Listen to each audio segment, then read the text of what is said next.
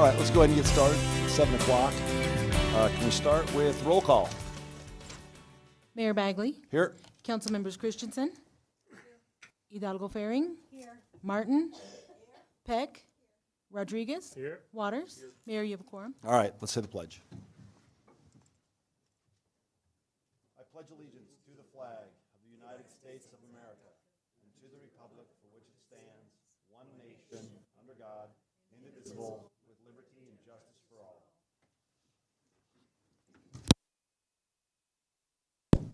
All right, just a quick reminder that this meeting can be viewed on the live stream at www.longmontcolorado.gov, as well as the Longmont Observer. You guys live streaming this, Scott?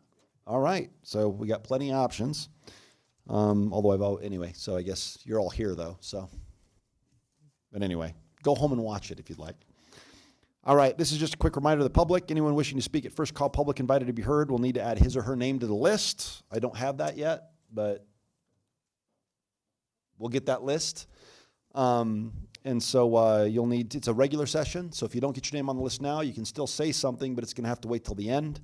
It's 3 minutes, and after 3 minutes, no matter how much we love or hate what you're saying, we have got to cut you off.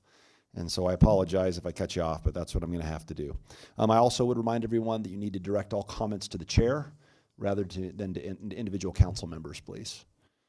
That would be me. Yell at me. All right, next, do we have an approval of minutes? No. Any agenda revisions, submission of documents, or motions to direct the city manager to add agenda items to future agendas? Sorry. Councilmember Christensen.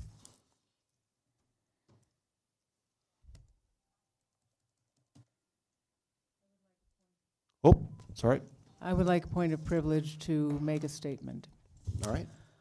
The chair will acknowledge your... Okay. Hey, you have the floor. Go ahead. I'm not a politician. I'm a representative. I represent the residents of Longmont, all of them, whether they're billionaires or people without a roof over their heads. I ran for office because I was sick and tired of working people having little or no voice in this town and on council. I apologize to the people of Longmont for erroneously using my private computer to communicate with the Hour Center. I felt that by using the city's computer, I was giving the impression of acting on behalf of the whole council when I was just expressing a personal observation. However, that was not what I should have done for many reasons. And I won't do that again. While I apologize for not using the city's computer, I will not apologize for years of effort to understand and improve Longmont's homeless issues and affordable housing. It is always our job as council members to be sure that taxpayer-funded programs are consistent, transparent, and effective. Because this issue, which has been brought up this weekend, is possibly an ongoing legal matter, I will not be making any further comments until if and when the Boulder County District Attorney, who as of Monday afternoon still hadn't logged this complaint, if and when the Boulder District County Attorney determines that this is actually an issue worth pursuing, then I will make a comment. Now let's get back to some real work. Councilmember Peck.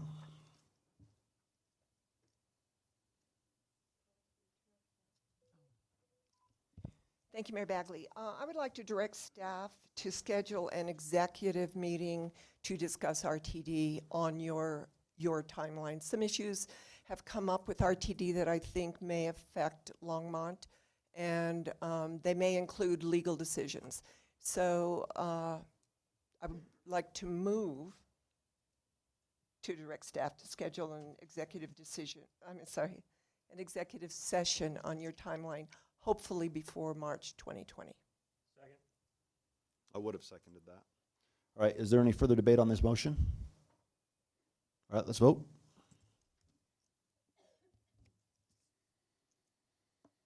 Councilmember Martin, punch it. All right, cool. All right, that passes unanimously. All right. Dr. Waters. Thanks, Mayor Bagley.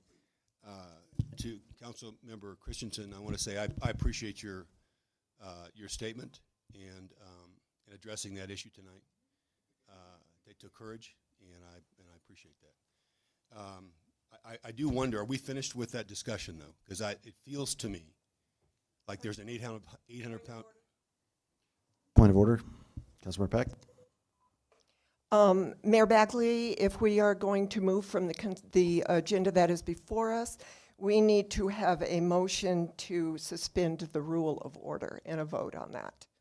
If this is not an agenda item, we are suspending it and going in a different direction than either directing staff or the agenda. So we need a motion. Not according to Robert's suspend Rules the- of Order. Actually, I did get it right here in Robert's Rules. All right, well, the chair will overrule the point of order. Dr. Waters, continue.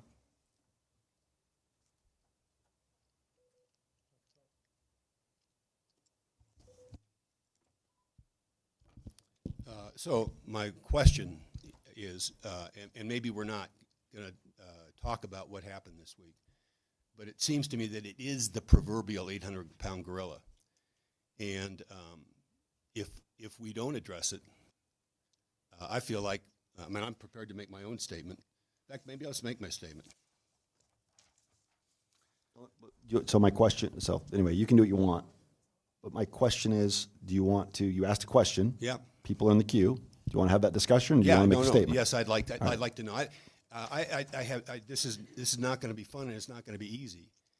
I just feel like we took an oath a week ago, and I personally, as much as I don't want to risk personal relationships with people I value,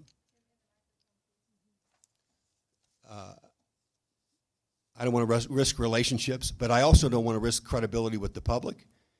We received a complaint. As I went to the Colorado Municipal League Handbook for Elected Officials, they lay out pretty specifically the values that roll up into an ethical standard, and then they define what becomes an ethical dilemma, and they recommend how to deal with it. That's why we have those resources. It seems to me that we ought to take advantage of those resources. We have an obligation, I think. There's nobody else to police this body but us. We have an obligation to this community to get to whatever the truth of what happened last week or on or around October 24th. And if there's something to learn from it, that we acknowledge what there is to learn and use what we can learn from that to improve our performance going forward. But if we choose not, we can move on if that's what we're going to do. But I have to say, I think we've done a disservice to the community if we do, and I think we do a disservice to one another if we do. Because what happened last week not only reflects on individual council members involved, it reflects on me, this council, and us as a governing body. I wasn't raised to be quiet in the face of challenge.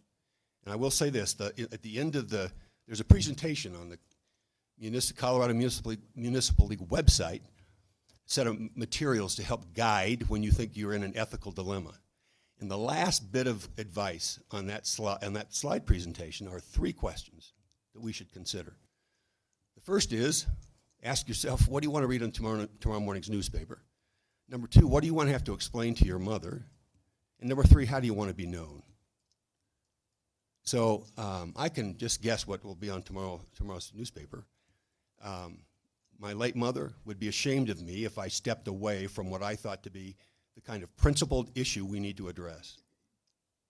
And I would like to be known, along with 6 other people up here, as people who stood up, addressed whatever issues we have to address, get to the bottom of it, agree what there is to learn, and move on together.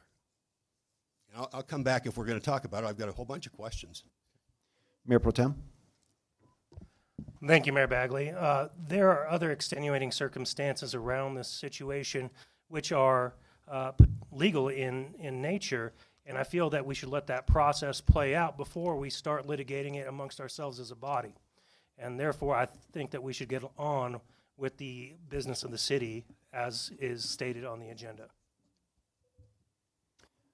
Councilmember Christensen? I would suggest that we, as a council, have become rather dysfunctional, and that we should have an executive session in which we discuss legal issues and in which we have a professional facilitator to discuss ethics at some fairly soon date. I would move that we put on a future agenda an executive session to discuss ethics. Do I have a second? It's been motioned and seconded. There's a motion on the floor. Dr. Waters is in the queue. Do you have something to say on this, or do you want? Okay, go ahead. Well, my first would be to ask our attorney whether or not that's for us to have a discussion of ethics. Is that a legitimate executive session topic, number one? Number two, I wonder why as elected officials we don't have the fortitude to have that conversation in public. Mm-hmm. I think we owe it to. Why would we go behind closed doors to talk about the standards to which we're going to hold ourselves? But I would like an answer to the question, is that a legitimate executive session topic? Mayor and Council, Eugene May, City Attorney, there are statutory guidelines for official conduct. I think explaining what those are would be considered legal advice. I'm not sure the exact extent of the executive session being requested, but that is one possible So basis. facilitation of a discussion about ethics is a legitimate executive session discussion? I think explaining what the statutory requirements are. But that we got in our materials from you when we went through our orientation. Correct. Yeah. Okay.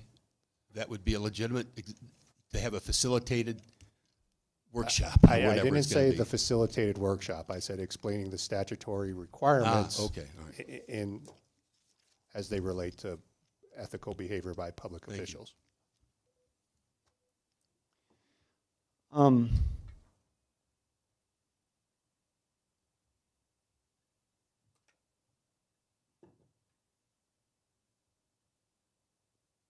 I think this is an important moment. I was the one who was contacted. I behaved in a certain way. I will not be behind closed doors when I explained why I did what I did. I have no interest whatsoever in going to war with my personal council members or having any type of political gamesmanship here. Everybody here has passed through an election recently. Both council members are term limited. Now is not the time to make any announcements pertaining to any third term for mayor, but there's no election currently on the horizon. We were all just currently elected. The thought that keeps coming to my mind is the standard to which we are held is not a criminal standard. Just because we didn't violate the law is not the standard to which we are held. And so I don't care if anyone violated the law. What I care about is that something happened that was made public. I was personally concerned about the response and whether or not, but this ain't going to happen in executive session. I'm going to put it on the agenda. If it doesn't happen tonight, it'll happen next week or the week after. We need to talk about this. I mean, not a single council member talked to one another coming in tonight or saying hello. For me, it goes one step further. I want people to understand exactly why I did what I did. Because I'm not going to serve another 2 years with people thinking that I somehow failed to live up to the expectations of a council person, or in this case, mayor. But so whether it happens tonight or on another night, I don't care what the district attorney does. What I care about is how we hold each other accountable. And unfortunately, there is no other place to do that other than in a public forum. Now, we can go to the smaller room if it makes it easier for people, but it's still going to be broadcast. It's still going to be talked about. Me personally, I was hoping that people would just be quiet, and then not say anything. But there's been all kinds of traffic and chatter via newspapers and editorials. And I don't feel that what happened was okay. And being quiet is tantamount to approval. And so whether it's tonight or on another night, it needs to be discussed. Councilmember Christensen. Mayor Bagley, this has been turned into a legal issue, and therefore I cannot comment upon it. I must sit silently while my fellow council members insult me in the paper. So I don't care whether we do this publicly or whether we get legal advice. I think this council needs to have a facilitator at some point to discuss ethics, to help us work through these issues, because I think there are many things that are problems. If you want to have public discussion, we will, but I am not allowed, I cannot possibly comment on this until after it is determined whether this actually is a legal issue. So I will be happy to do that after it is determined whether it is a legal issue. I am very eager, believe me, to defend myself, but I cannot defend myself until I am free to speak publicly. All right, we have a motion on the table, and so let's go ahead and vote on that issue, whether or not we're going to have an executive session asking the city attorney to specifically review and instruct us on the legal issues pertaining to appropriate ethical rules of conduct.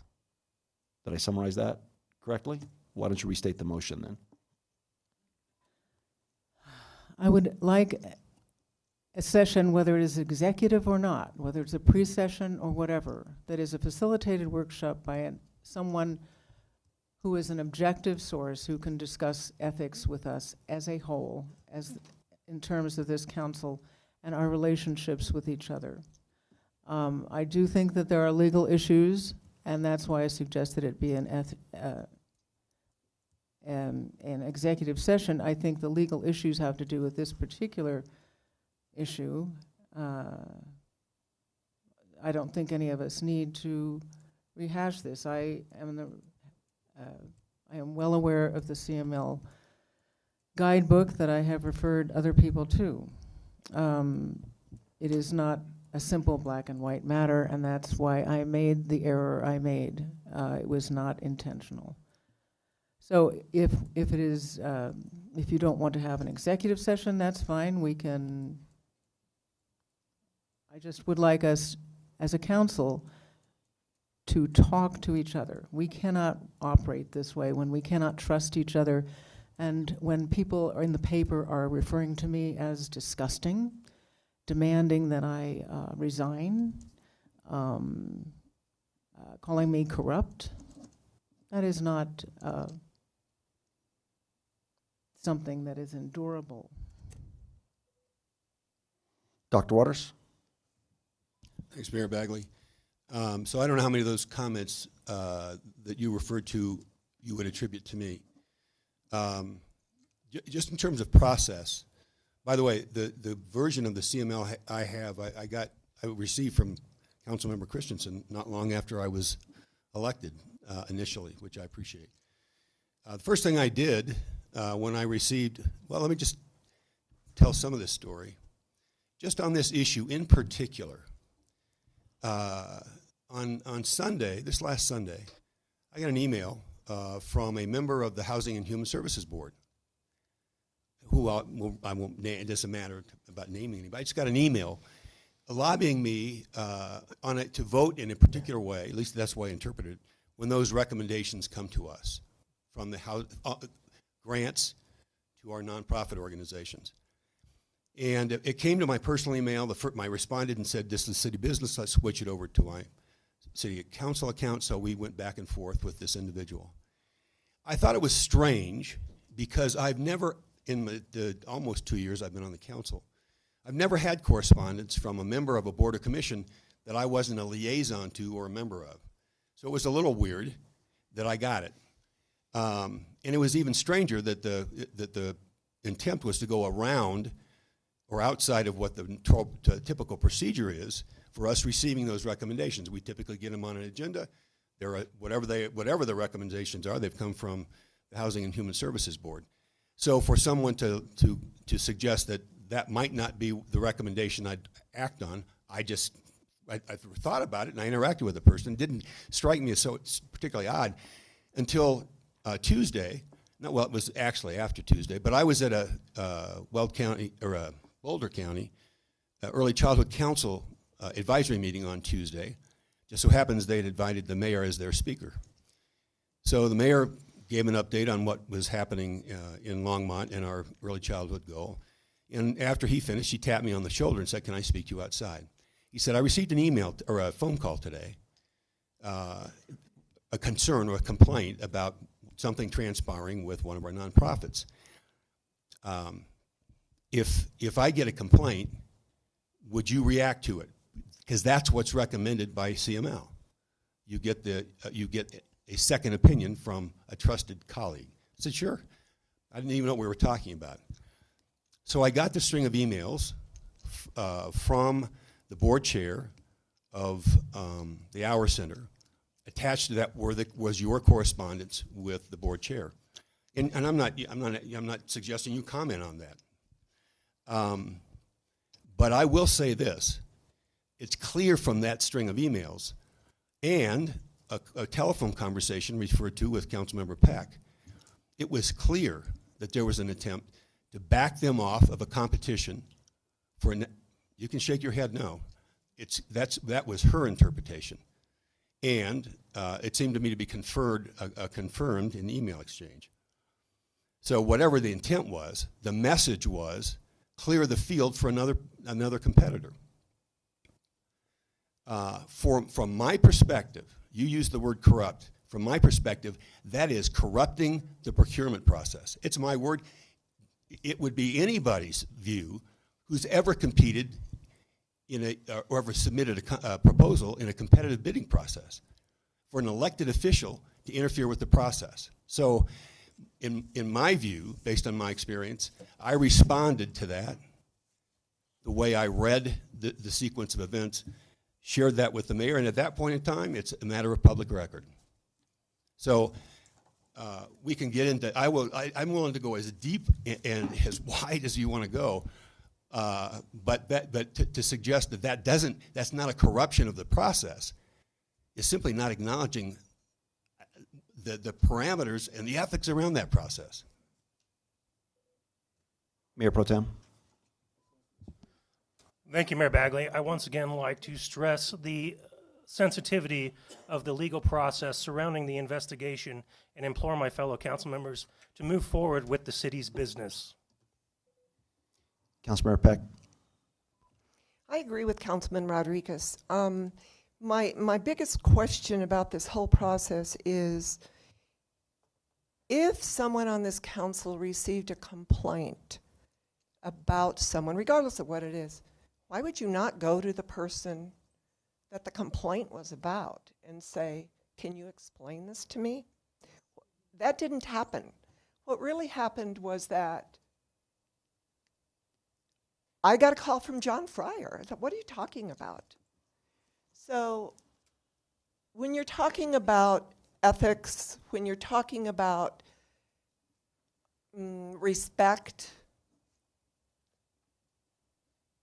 why would you not confirm with the person that the complaint is about that what actually the complainant said happened? Why would you not do that? And that is, why would you go to the newspaper? That makes no sense to me, because now we have to defend ourselves in public about something that I have never seen the complaint. I haven't seen the email. I don't know what was in it.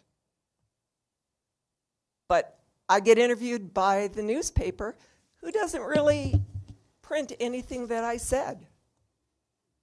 They printed nothing that was in the conversation that we had. So when you come to council and are on trial for a conversation that you never got to have with your counselors outside of this trial process, when you come to council to defend yourself about a complaint that you never saw, that I don't even know what to say, because I don't know what the complaint is. This is now third hand that I'm hearing about it. So I have no comment. None.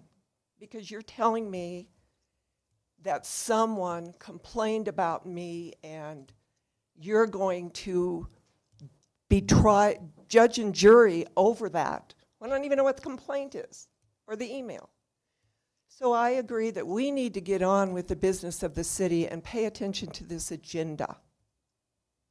If you would like to make a motion to discuss this at a further time, if someone does, that's fine with me. But let's get really transparent on both sides. And I will not answer your questions or comment until I see what the complaint is. I wasn't going to say anything tonight, but here we go. You want to know why I didn't call you? Could you please put up the PDF file that I provided you? Let's go ahead and put up the complaint. Then I'll tell you exactly what I was thinking. It's a great, but I will not. Oh, you're out of order? Absolutely. Click on the Hour Center emails. It's not unethical, and your point of order is overruled. You asked me why I did not call you, and somehow with what occurred, it's now put on me. I am put in a position to take a complaint after what happened, and I'm being blamed for this? Here is the if you could we scroll down as I read, please? You're out of order. Whoever's screaming, you're out of order. Ruby, you're out of order. One more comment, and I'll have you escorted out. I'm sorry, Ms. Bowman. You're free to stay, but you will not. I'm sorry. The question's been asked. So this was an email I received from Julia Rush, word for word. So this came, it says, Dear Mayor Bagley, I'm attaching an email, and by the way, the yellow parts are what made me have concern. I'm attaching an email stream between Polly Christensen and myself from October 24th, 2019. I'm concerned about the apparent lack of transparency and a potential conflict of interest in the meetings referenced in these emails. I also feel that there was a deliberate reference to Ms. Christensen's involvement in our funding request to the City of Longmont in a paragraph before her request that we reverse our position on navigation services with Boulder County. That feels like inappropriate political pressure despite her assertion in her second email that she was acting as a private citizen. These emails followed a phone conversation that occurred around noon on the same day. Councilwoman Joan Peck called me to request that I oppose the Our Center Board's decision to submit an RFP to Boulder County. This was before that decision was final in our organization and before it was made public. Ms. Peck was agitated and somewhat angry and appeared to be repeating information from a third party speaking in the background of the phone call. She introduced herself as a member of City Council. She stated that she was meeting with Hope on a monthly basis with 2 other council members to address navigation, and she told me that she wanted Our Center to, quote, stay out of it, end quote. I asked her to send me a letter with her concerns, but I did not engage in a conversation with her beyond that. I want to state for the record that we do not want to create unnecessary tension between Hope and the Our Center. I recognize that Hope is another part of the solution to Longmont's family poverty and homelessness issue. We want the council to honor their commitment to transparency, appropriate meeting rules, and a fair playing field for all of Longmont's social safety net organizations. It does not serve this community to set up a system whereby charity organizations need to engage in secret meetings with city council members to advocate on their behalf for funding and position. I hope you can help us navigate this sticky situation. If you have any concerns or questions about the information I've included here, please don't hesitate to give me a call. Phone number, thank you for your attention to this matter, Julia Rush, Our Center Board President. The only thing I've done at this point is I serve as mayor. I don't know Julia Rush or Julie Rush. I've never met Julie Rush. Apparently I have a couple times, but I wouldn't be able to pick her out of a lineup. So after that, she says, this is basically what Councilmember Christensen sent me. From Polly Christensen, personal email, subject, confidential, Our Center. Julie, please pass this comment on to Mark and the board, and thank you for your service on this board. Our Center Board, I recently heard that the Our Center is being politically pressured to reverse its decision of this summer and apply to the RFP for Longmont Homelessness Navigation Services in competition with Hope. For the last 6 years, I have served on City Council, Boulder County Consortiums of Cities, and Housing and Human Services Advisory Board. I am quite familiar with the Our Center's good service to the City of Longmont over many years. I was surprised by the decision many months ago of the Our Center Board to withdraw from navigation services, but respect your decision to return to focusing on family services. We have all accepted that decision. knowing that Hope would continue the fine job they have done with also providing navigation. The Our Center's decision was announced throughout the county and has been a conversation at Boulder County Consortium and City Council meetings over many months now. It was also part of the HHSAB Our Center application and interview, which we are in the process of deliberating on. For the board to change its decision now because of political pressure will strain the Our Center's credibility on many fronts.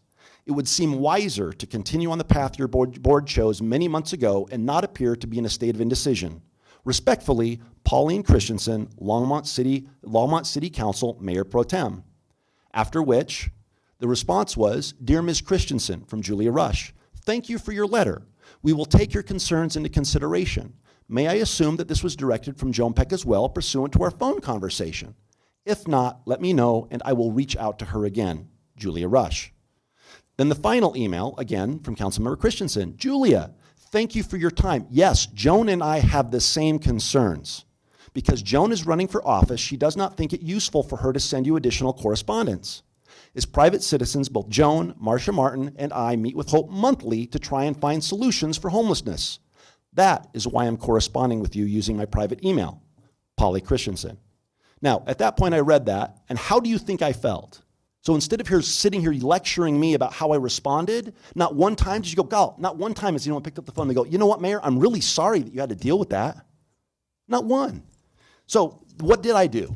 After that, I emailed it, forwarded it to both Councilmember Martin and Dr. Waters and said, what do you think of this? Dr. Waters' response was what he put in his email directly to me. You read it in the paper. Then what I did is I talked to city staff and said, if there is some type of complaint with the procurement process, what do I tell these people? Well, the appropriate course of action is to actually go ahead and contact the county and issue a complaint. All right, called Julia, said you should probably contact the county and issue a complaint. But then there was a third aspect, as an attorney, that actually troubled me greatly. So I picked up the phone and said, hey, Tim Johnson, who served at the city attorney's office the district attorney's office for 21 years, I said, I've got a question. I would like to know, I'm going to send you a stream of emails, and I would like to know if there's any criminal component to this. At which point, he sent me this, a guide to commonly used federal statutes and public corruption cases.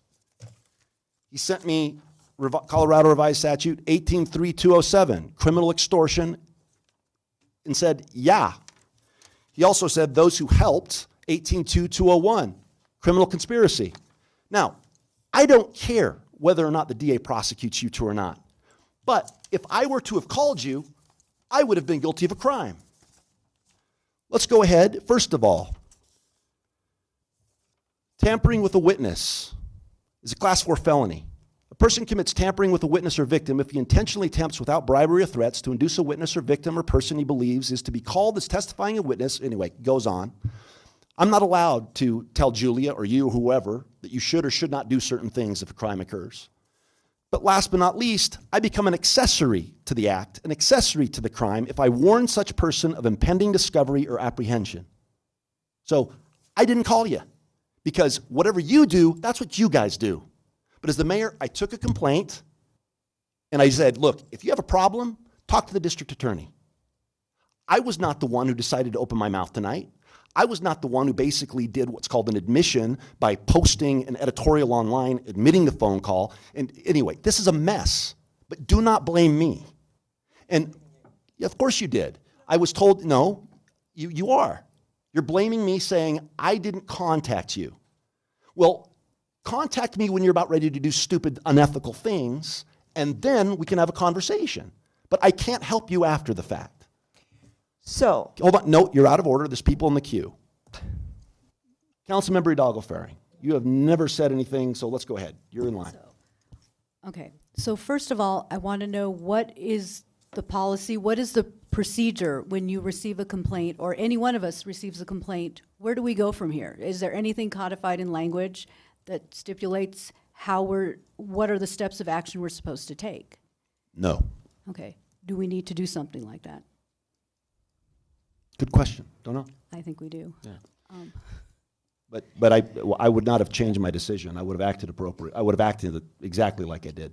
Okay, so I think we still have a motion on the table. of whether or not to have a pre-session, whether it be executive or open. Either way, that's no preference to me. I think we do need to have a session where we discuss not just ethics, but looking at policy. Is there something, so when an issue like this occurs, how are we going to handle it in the future that is clearly stated so we know exactly how to handle this without this happening? Would be a good idea. Let's vote. Well, we still have people in the queue. Okay. I would love to do that, but Councilmember Martin? Thank you, Mayor Bagley. I have spent a good part of the day talking to constituents and trying to be the voice of reason because people on, I hate the word both sides of the issue because this is supposed to be a nonpartisan body whose only interest is the city's best interest. And I have really been trying to walk that line very hard. I do believe there's been an ethical violation here, but I confess that I don't have any idea how one should proceed. My immediate instinct when I read Councilmember Peck's column this morning was that, well, the mayor couldn't possibly have called her first. That would have been a breach of something. And the mayor has just confirmed that with me. I haven't talked to him about that before. But I do want to clear one thing up, is that nobody, to my knowledge, went to the press.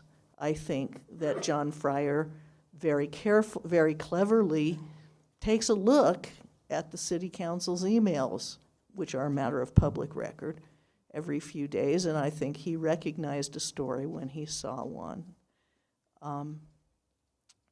He's, of course, not going to reveal his story if I'm wrong, but I'm pretty sure that's the thing that happened. So I don't want any of us to accuse one another of things that we don't know happened, and that includes going to the press to bring this matter into the open. This matter should be in the open. I don't believe that it rises to the level of an executive session unless we do want to hear City Attorney May's advice first, and then we can have a rather small executive session before we reopen the doors and have a pre-session, which is really just a discussion where we're not as strict about Robert's Rules of Order. I also think it would be a good idea to continue and do the people's business tonight. I think it was also, I would like to say, I thought it was very gracious of Councilmember Christensen to apologize. So I do appreciate that very much. Mayor Bagley didn't say what I said when he called me, and I had not opened the email, so I was trying to read it as he was speaking to me, and I just said I need some time to process this and could not make a statement.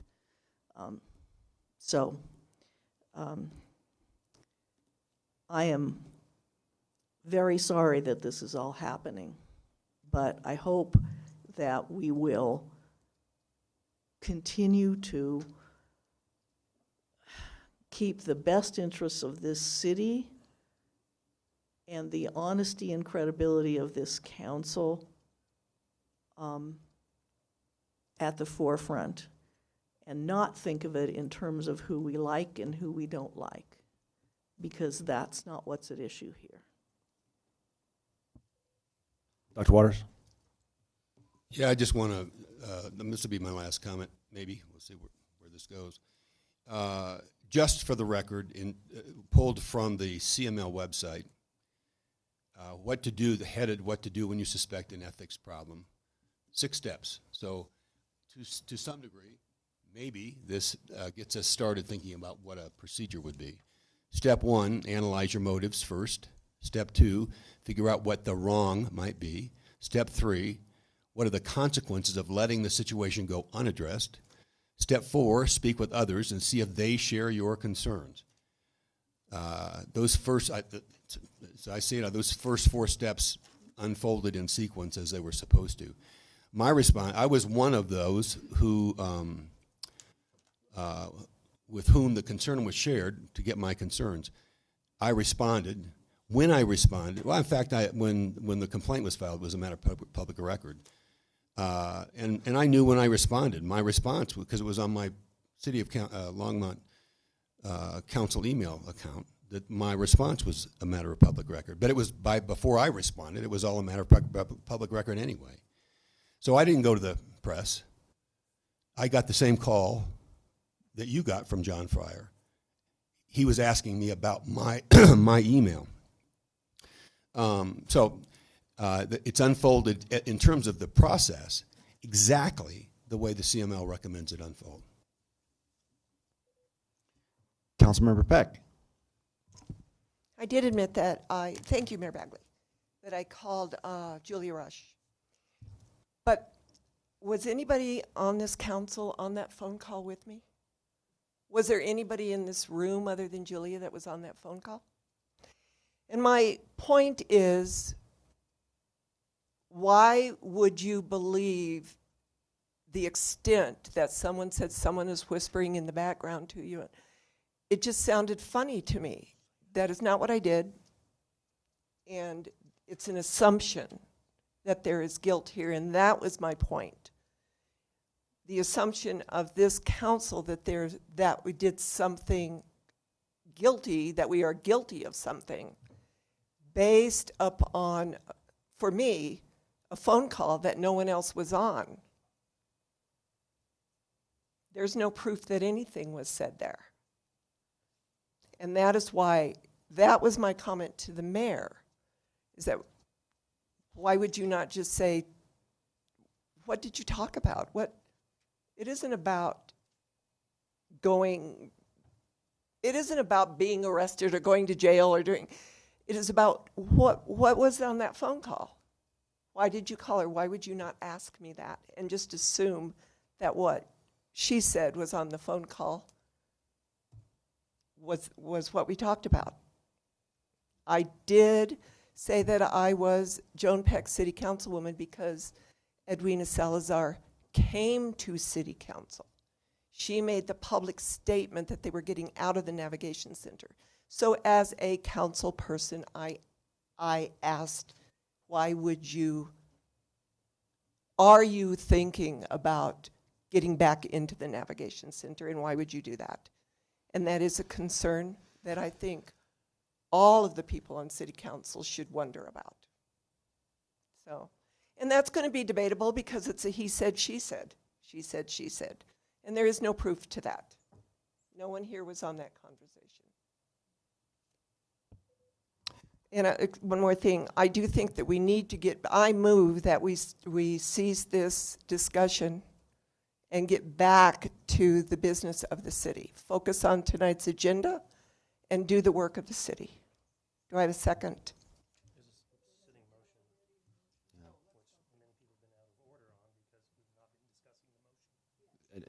And I understand. Councilmember Christensen?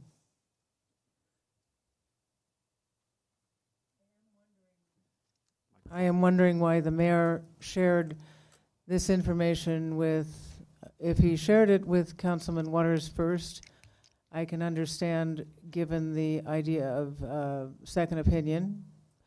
But when you share it with yet another person, that kind of constitutes a non-public meeting by the Sunshine Law. It's talking with two other people in a non-public way.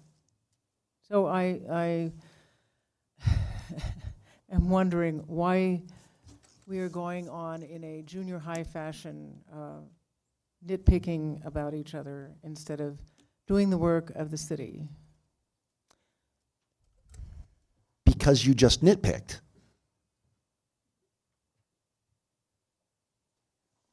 So this happens and I get blamed First of all, the Sunshine Law states that 3 can get together so long as it's not a closed-door meeting. It's 4 that you have to keep it open and post. That's the problem here. Council members need to learn the law and act accordingly. Mayor Pro Tem. Thank you. I call the question. All right, question's been, the queue is cleared. Let's vote.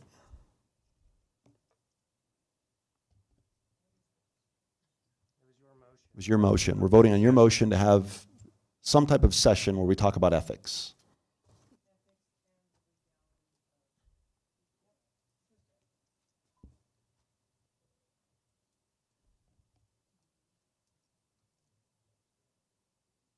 Yeah, go ahead and vote, everybody. That's what that means. All right, that passes unanimously. All right, nobody else is in the queue. Let's continue with the city's business. What? All right, let's continue with first call public invited to be heard.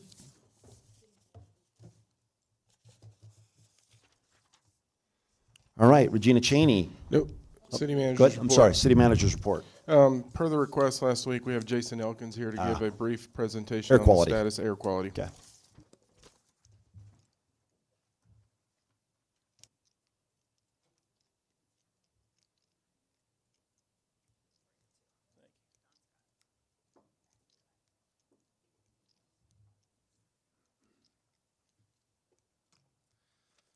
Good evening, Mayor Bagley, council members. I'm Jason Elkins, Public Works, Natural Resources. Tonight, I'm here to give you a quick update on the regional air quality study and the baseline analysis at Union Reservoir.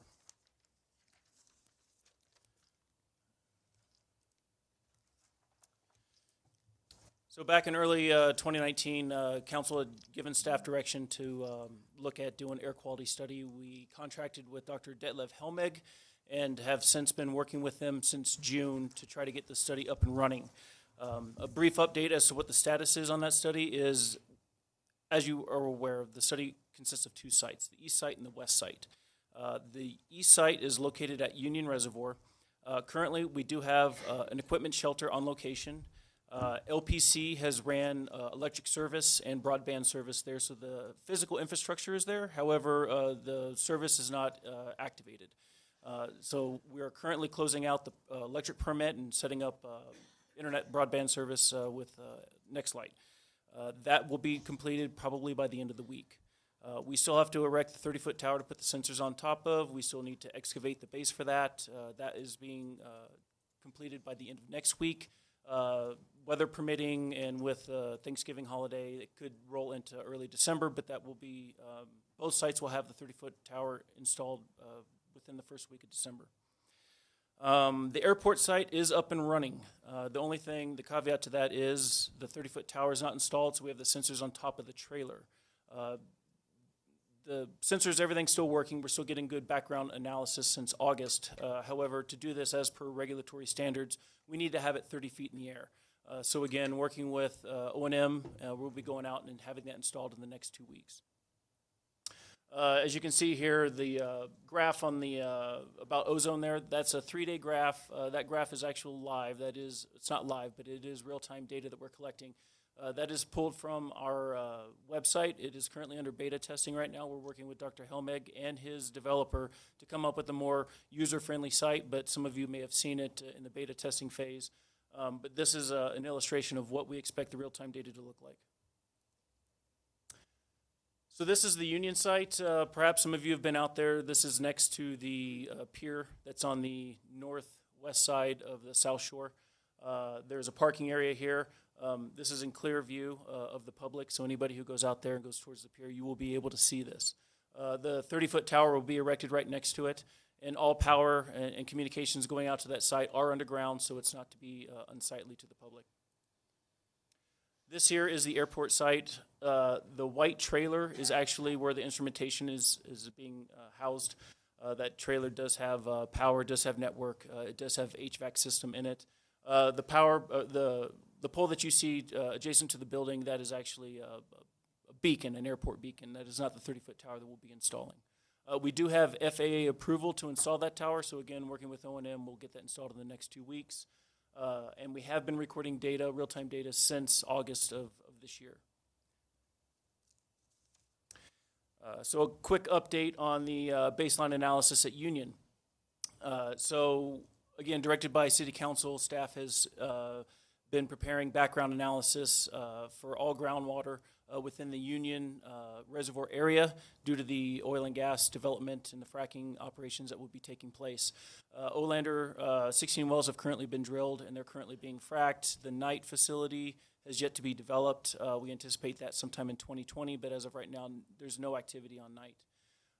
We have 4 different experts working on this. We have our own environmental consultant, Terracon, performing groundwater analysis. We have our own water quality lab performing groundwater analysis. Their environmental consultant, or their water consultant, AQZ, I believe, they're performing analysis on that. And then we also have researchers down at CU Boulder. And so we're looking at over like 200 different constituents to perform this baseline analysis. And then the analysis that we have been getting, the data that we have been getting, has been excellent. And so there's been no anomalies, which would be expected since there was no drilling prior to there. But we have a very well-defined data set that we can use so that if there is an anomaly from a surface spill or a fracking failure, some type of leak that gets into the groundwater that makes its way to Union, we will be able to detect that. We are very confident in that. Any questions? Councilmember Peck. Thank you, Mayor Bagley. Jason, thank you for this, but I do have some questions. When you're talking about the groundwater, my concern to begin with was the middle of the reservoir, the water, not what runs off into the reservoir, but it is under the reservoir that is being fracked. It is the water in the reservoir that I'm concerned about being contaminated. Are we monitoring that? And if so, how and when? Mayor Bagley, members of council, yes, we are sampling that. So if you look at the slides there for our sampling locations, where I say Union Reservoir times 3 depths, Right. we're taking 3 samples at Union in the middle of Union. So one at the surface, perfect. one at the halfway depth, and one down at the bottom. Okay. I'll go ahead and elaborate even further on these other ones. So at the North Okay. Shore, we're taking 4. 3 of them are in groundwater monitoring wells that we installed on the shore. The 4th sample is actually the surface elevation of the water, about 100 feet within Union Reservoir. And then we're doing Union Reservoir inlet, and then we do have an Olander well site groundwater monitoring well. I say that, though, it's about 200 feet up gradient of the well site. So it's not in the best position, but it's the only position we could get. And then the Knight site, we're taking samples right from where they're going to be drilling those wells. Okay. Mr. Knight has given us access to that. Okay. Do you have a clear timeline on when the air monitoring stations at Union are going to be up and running, and that website, when that website will be up and running? Because it was running, thank you for telling me that was during the beta testing, but it is not up now. And why is that? Is it because, I don't know why it's not up now. Why? Mayor Bagley, members of council, the reason it's not up is the person that Dr. Helmig has doing it, I believe, is still in the development phase. It's web design. It's probably, I don't know if that's his expertise or not, but it's something that takes time. They've sent us the website. Staff has reviewed it. We've provided them with comments and feedback. They're slowly working on updating that. Case in point, some of the text on the website is black, and you can't read it when there's a picture as a background. You can't read it. So we've provided them some feedback. They're working on it. I think another reason why we don't want it to go live yet is because we're still calibrating. We're still collecting background data. We need to figure out if the data that we're getting is good, valid data, and that's going to take some time for them to perform calibrations. And then we're not even recording at Union yet, so it's incomplete. We want that website to be fully functional, user-friendly, and have good, solid data that they can view and actually, pull conclusions from. How about that? Okay. My other concern is the trailer at the airport. That is CU's trailer. Am I correct? That is correct. It is not, we don't own that. And is Dr. Helmig renting that from CU? That is correct. Dr. Helmig has a lease agreement with CU to rent that trailer. So at what point are we going to have our own monitoring shed, whatever you want to call it? So we do have a shed that was donated to us by CDPHE. They decommissioned an air monitoring site up at around Conifer, Okay. up Highway 285. We have since transported that building here. It's in dismal condition. It needs to be repaired. I'm working with contractors to have that done. Okay. In the meantime, the trailer from CU Boulder is adequate. It's working great. So we're in a rush to get it remodeled, but it's not affecting the functionality of the airport site. Okay. As far as Union Reservoir site, is that I'm still going to call it a shed because I don't know what you want to call it. But what houses the equipment, is that ready to go? Is there everything in it that Dr. Helmig needs to put his monitoring system in there? Is it ready to go? Is the internet connection there? Is the electricity there? Because we were talking about not being able to put the internet in because of irrigation by the farmer the last time you talked. Is that cleared up? Are we ready to go with that? Mayor Bagley, members of council, yes and no. So the infrastructure for Nextlight and for LPC's power service, that is in the ground. That is there. Bros Electric, the city's on-call electrical consultant, has gone out there and made the physical connection from LPC's transfer box over to the actual building. So yes, it's there. However, we need to have our permits inspected and approved. Once that's approved, then we can actually have LPC go and turn the power on, which should happen. The inspection's tomorrow, and so Okay, the good. line should be energized to the building by the end of this week. However, Dr. Helmig can't put any of his equipment in there because it's very temperature sensitive. This is research grade, $100,000 worth of equipment. So he's not comfortable putting that in there until the electricity is up and running and the HVAC system is working. And you say that should be done by the end, by December, the 1st of December. So if the power is on by the end of this week, Dr. Helmig by next week could be moving in server racks, setting up computers, stations, putting in tanks. It's not as simple as just plugging in a laptop or a desktop. I agree. You've probably seen what he's got going on down at Boulder Res. It's quite, the intricate. Very extensive. Yes. So my final question is, because it's very important to me, do you think the whole system will be up and running by the end of the year? Yes, I believe it'll be done before Christmas. Okay, and if it is not, will you report back to us and why it is not? Absolutely. Thank you. Councilmember Martin. Thank you, Mayor Bagley. Without any intent to assign blame, it seems to me that there have been a colossal amount of scheduling disconnects, engineering errors, and having run a number of engineering projects that were delicate in nature myself, I do understand how this happens. But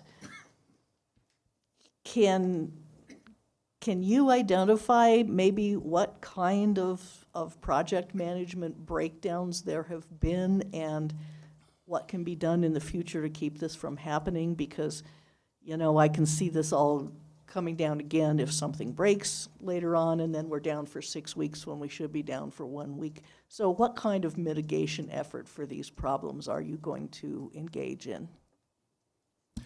Mayor Bagley, members of council, so the delay, there was many aspects of the delay, but the big delay was running power out to Union, and it's not LPC's fault, it's no one's fault.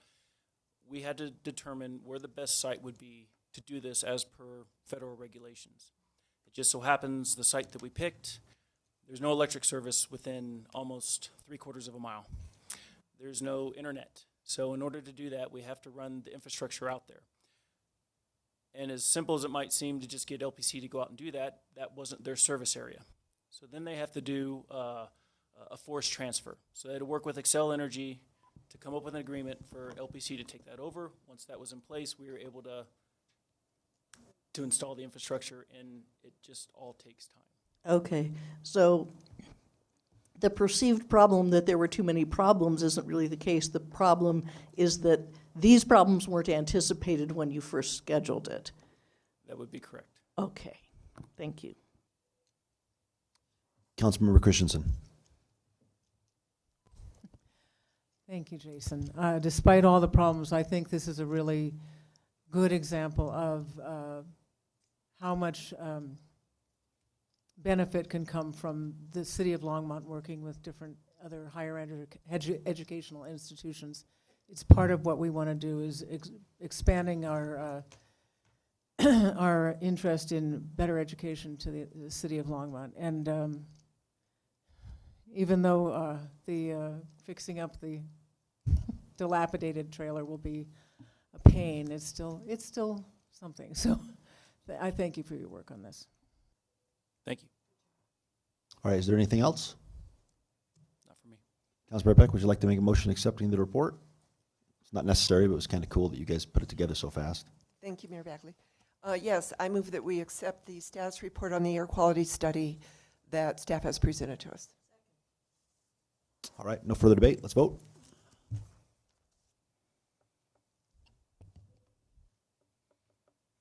That passes unanimously. Jason, good job. Thank Dale, thanks. All right, let's move on to special reports and presentations. None, right? All right, now let's move on to first call public invited to be heard. Regina Cheney.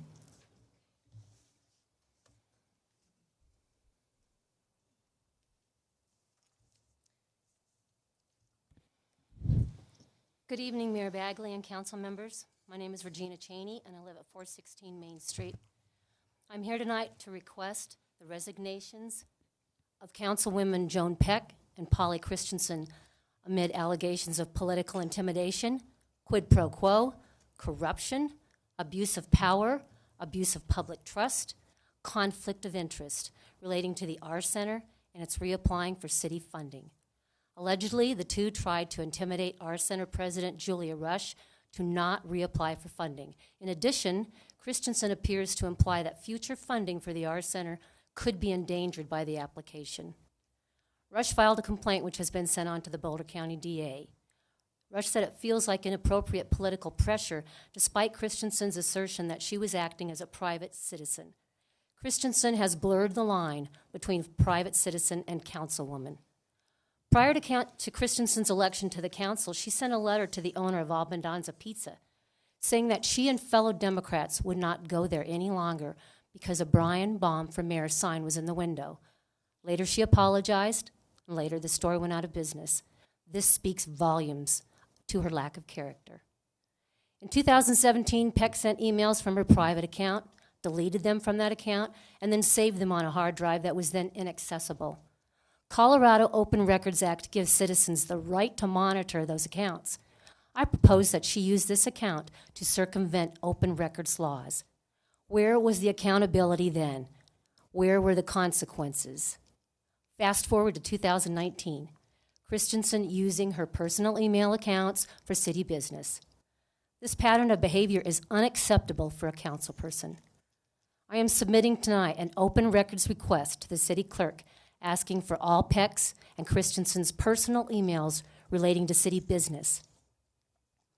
Peck and Christensen's alleged secret meetings, violations of Colorado's sunshine laws, violations of the Colorado Open Records Act, misrepresenting the council position relating to our center funding, are abuses of power, of public trust. Peck calls this controversy, quote, ridiculous and a waste of time. Let me say that this is not a controversy. A controversy is a disagreement. What we have here is not a disagreement, it is accusations of criminal behavior. I applaud Mayor Bagley, Councilman Waters, and Councilwoman Martin for speaking up against this unethical and possible criminal behavior, and I ask the mayor and the other 4 council members to protect the integrity of this council by asking for the resignations of Joan Peck and Polly Christensen. Thank you. James Kenworthy.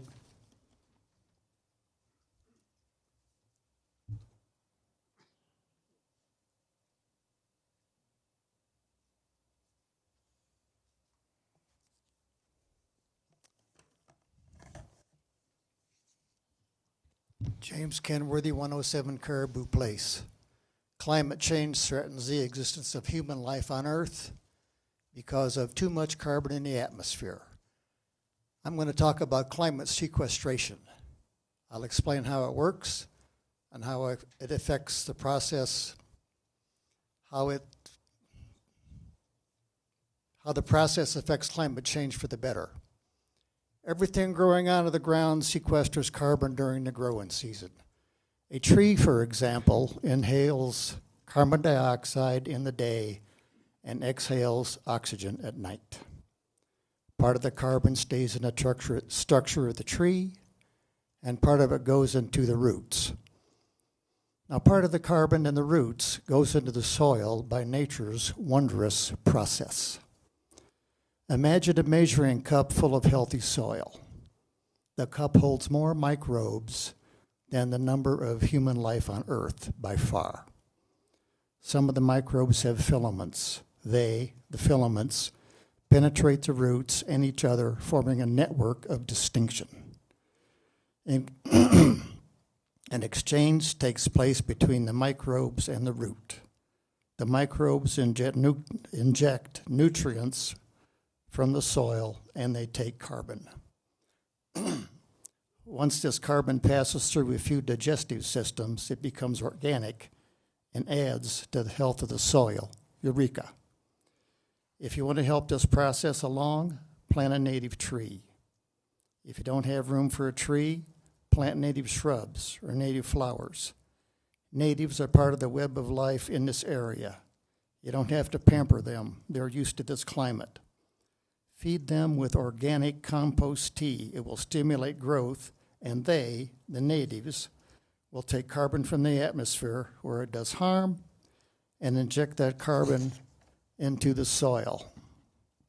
And you can watch and enjoy those natives grow in your backyard.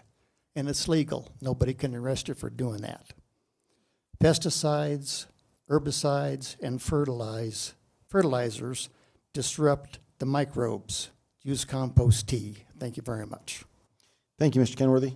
Jamie, I'm not, sorry. I'm not done. Hold on. No, go ahead. Sorry. If you want more information, read this book, The Soil Will Save Us, by Kristen, Kristen, Olson, Ohlson. It's a good book. Now, thank you, Mr. Kenworthy. All right. Jamie Simo. Jamie Simo, 525 East 16th Avenue. I'm here to impress upon the council once again how important it is to maintain a conservation buffer for our waterways. As I've stated many times before, it is extremely important to protect our riparian areas. Again, riparian areas are those lands that are immediately adjacent to rivers, streams, and other bodies of water that are characterized by plant species adapted to a wetter environment.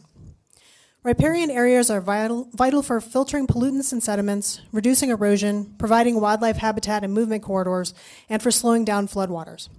It is because development was allowed to happen right up to the edge of the St. Vrain River for much of its length that Longmont experienced the devastation that it did during the September 2013 flood. Typically, a river's floodplain would absorb any excess water during a flood event, but because the St. Vrain has been highly channelized, there was nowhere for the floodwaters to go except into city streets and people's homes and businesses. In 2007, Longmont amended the city code to establish a 150-foot riparian conservation buffer for Union Reservoir, Left Hand Creek, St. Vrain Creek, Dry Creek No. 2, and Boulder Creek. This code change, which is still in effect, requires applicants to apply for a variance if they want to build within the 150-foot buffer. A 100-foot riparian conservation buffer was likewise established for all other waterways within the city. The 150-foot buffer should be maintained for all waterways it currently applies to. In addition, due to the great potential for future flooding and for the sake of consistency with the current code, the 150-foot conservation buffer should be extended to apply to Dry Creek No. 1, Likens Gulch, Spring Gulch No. 1, and Spring Gulch No. 2, as recommended in the recently approved Wildlife Management Plan. Continuing to build within the riparian buffer just because it is consistent with previous development is irresponsible, given the costs of flood recovery and mitigation work which is still ongoing 6 years after the flood. Redeveloping an existing building within the riparian buffer resulting in an increase in that building's footprint is likewise irresponsible. The 150-foot riparian conservation buffer is the bare minimum to provide protection from future flooding. Therefore, I again ask that the recommendations provided in the Wildlife Management Plan to strengthen the requirements for obtaining a variance to this buffer be codified as soon as possible. Thank you. Thank you, Ms. Simo. Is it Leo Bodeker? I'm sorry. Oh, I'm sorry. Bodeker? I'm sorry, Bodeker? Buhaker. All right. Mr. Buhaker. You and Mrs. Prosecutor won the argument so far. I want to thank all the City of Longmont citizens who soundly voted down the ice rink and large pool. Everyone should pat themselves in the back for voting this proposition down. I spoke out against this proposal nearly 3 years ago. On its face, it seemed like a free-for-all for concrete contractors and plumbers. Nothing wrong with that per se, but not telling the voters what is really behind the pool tax. Are we looking for a place for swimmers and athletes to work out? Is this some sort of global warming experiment? Perhaps you would have had a different outcome. A new order is emerging to manage the city of Longmont. This order will rely on private investors to generate self-sustaining enterprises. Mr. Shershank, who is head of the Planning Commission and the Honors Program at CU, should really reconsider his positions. His support of the pool tax is teaching his students the wrong lesson. The lesson he is teaching is that when a municipality comes up with an idea like a theme park, casino, horse track for entertainment, what he is teaching is instead of going to the private sector to develop self-sustaining entertainment programs, instead everyone should rely on the secular government to do so. This is not a good lesson. The City Council should solicit private sector businesses to help fundraise for entertainment enterprises within the City of Longmont. An example of this type of teaching is St. John's reliance on the city's parking lease to fund its programs. What if St. John's sold parking spaces in a free market, created an eco plan to accommodate the additional cars, or create a St. John's shuttle? I oppose any type of check writing from the city of Longmont to any type of church for any reason. Separation of church and the secular government is still important. We all know that the child abuse scandals have really rocked the Catholic Church, but once again, they should have more bake sales, open a casino, or solicit funding themselves for a parking deck, or create some sort of eco shuttle to resolve the parking issues in the city of Longmont. Thank you, Mayor Bagley. Thank you, Mr. Buicker. Lynette McLean.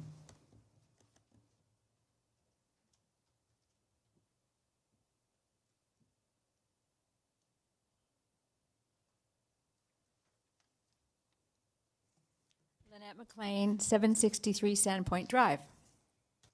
I just wanted to say that the Longmont Sunrise Movement has been meeting, and we would like to support the climate emergency task force. Where we have 6 groups that we're forming, and I just want to say what the areas are: housing and non-residential buildings. That is going to include building codes and existing housing requirements for energy. That's one group, housing. And then 2, working with nature, which is sustainable and regenerative agriculture, carbon sequestration, trees, that kind of thing. The 3rd group is transportation, which is like EV, then city EV vehicles, EV bus service. 4 is education and promotion, of awareness of climate, the climate realities.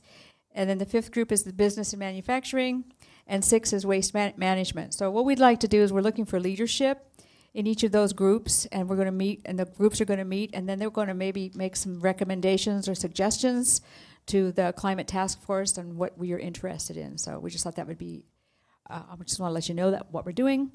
And we are hopeful that we're going to hear from the climate task force soon about what they're going to do and what to move forward. I hope that we'll hear something from them. Because we said in one of the things in the resolution is that it would be 120 days from when we pass the resolution, so time is ticking. So thank you so much. What was the name of the organization again? The Longmont Sunrise Movement. And then could you also just, you have a minute and 18 seconds left, just could you repeat those 7 Yes, groups one more time? housing and non-residential buildings, working with nature, transportation, education and promotion, business and manufacturing, and waste management. Then would you mind leaving your comments with could you leave your comments with Dawn? I know that's uncalled for, but Sure. What I'm saying is I'd yeah, like to. I'll leave this. Yeah. Perfect. Yep. Yeah. All right. Thank you. And I'd like to just, I'm going to talk to Lisa, but I guess that's who my contact would be, would just kind of just keep a commentary, maybe send her minutes or something. We're going to also have a climate strike on December 6th here, just a 1 hour thing where we're going to have speakers come in and talk about what's going on. And we're going to do climate, the education part is we're going to do climate documentaries and inform people what's going on. So Thank you, Ms. McLean. thank you. Bye. All right. Ruby Bowman.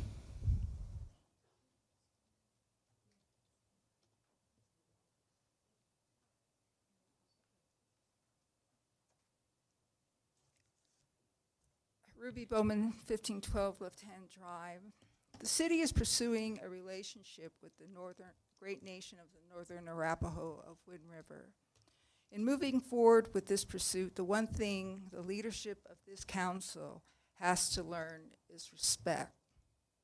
When one reads the speeches of Native American leaders of long ago, the one thing they speak about is respect for their people, respect for their way of life, and respect for their beliefs and maybe for differing ideas than yours.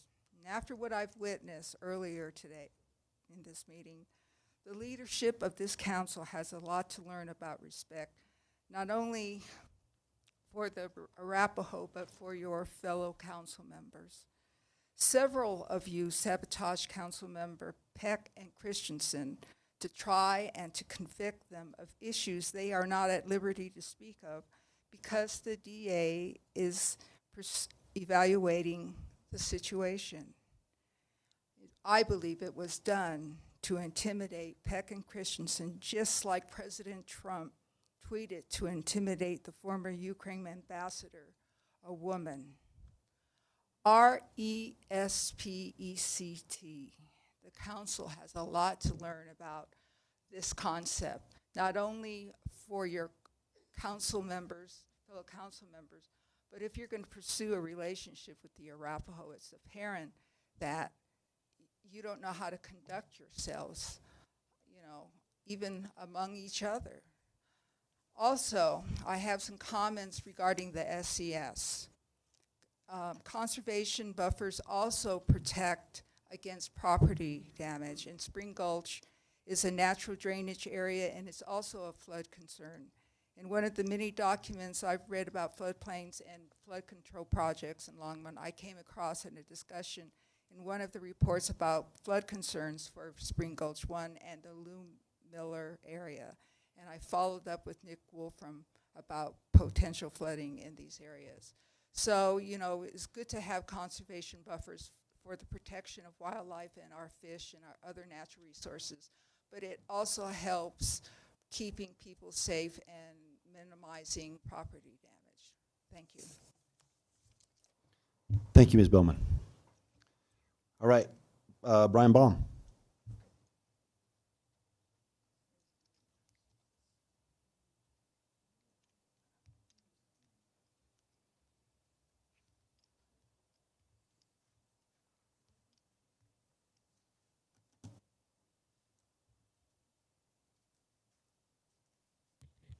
Good evening. I'm Brian Baum, 418 Flicker Avenue, Longmont, Colorado.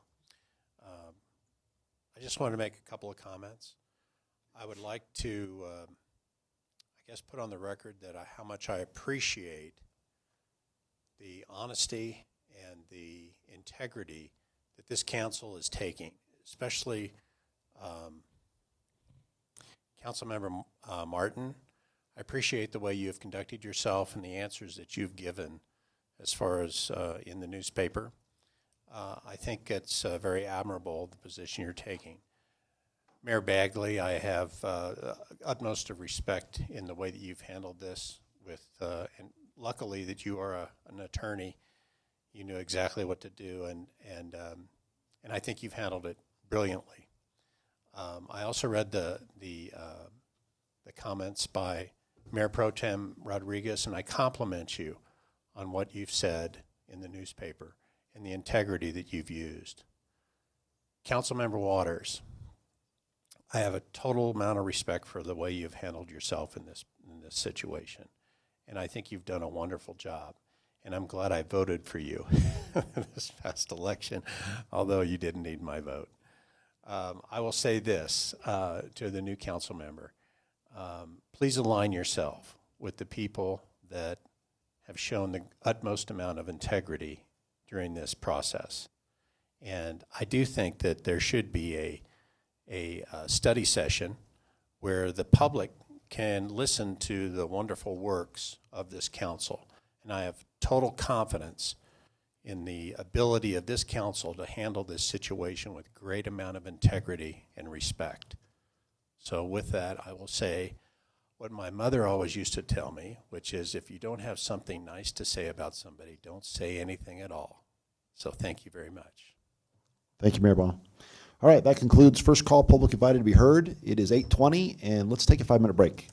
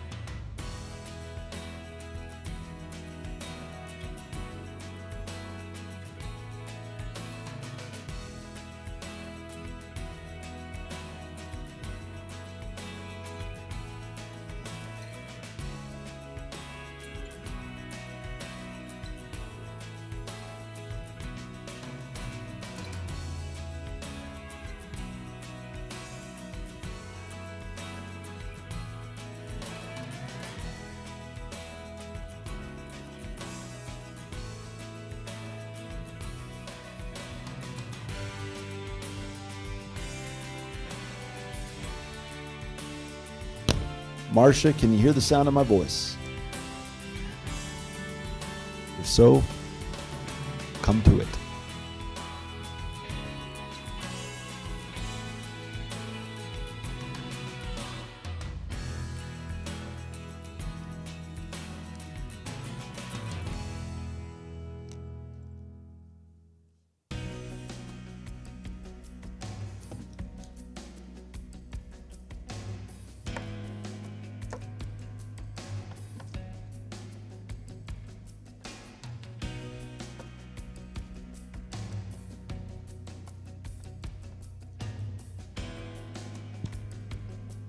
All right, let's go ahead and get started again. Let's move on to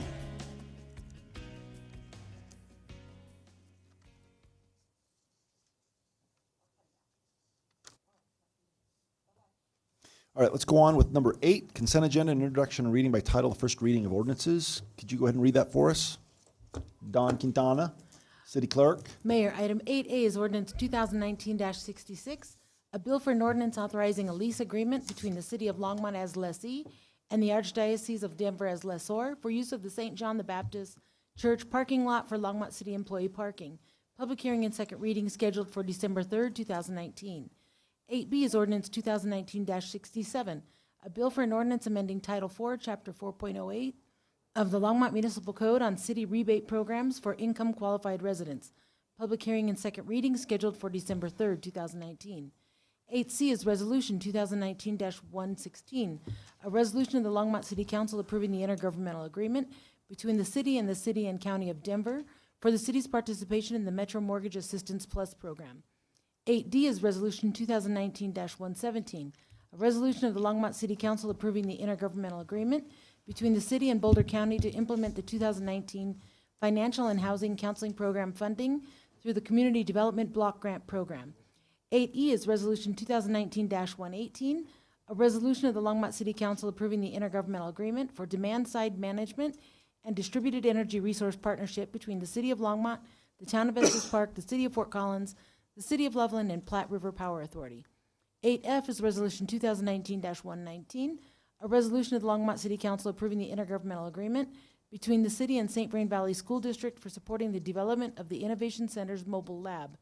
And 8G is approved 2 capital improvement program amendment. All right, Councilmember Susan Hidalgo firing. Nope. I'd like to pull 8F.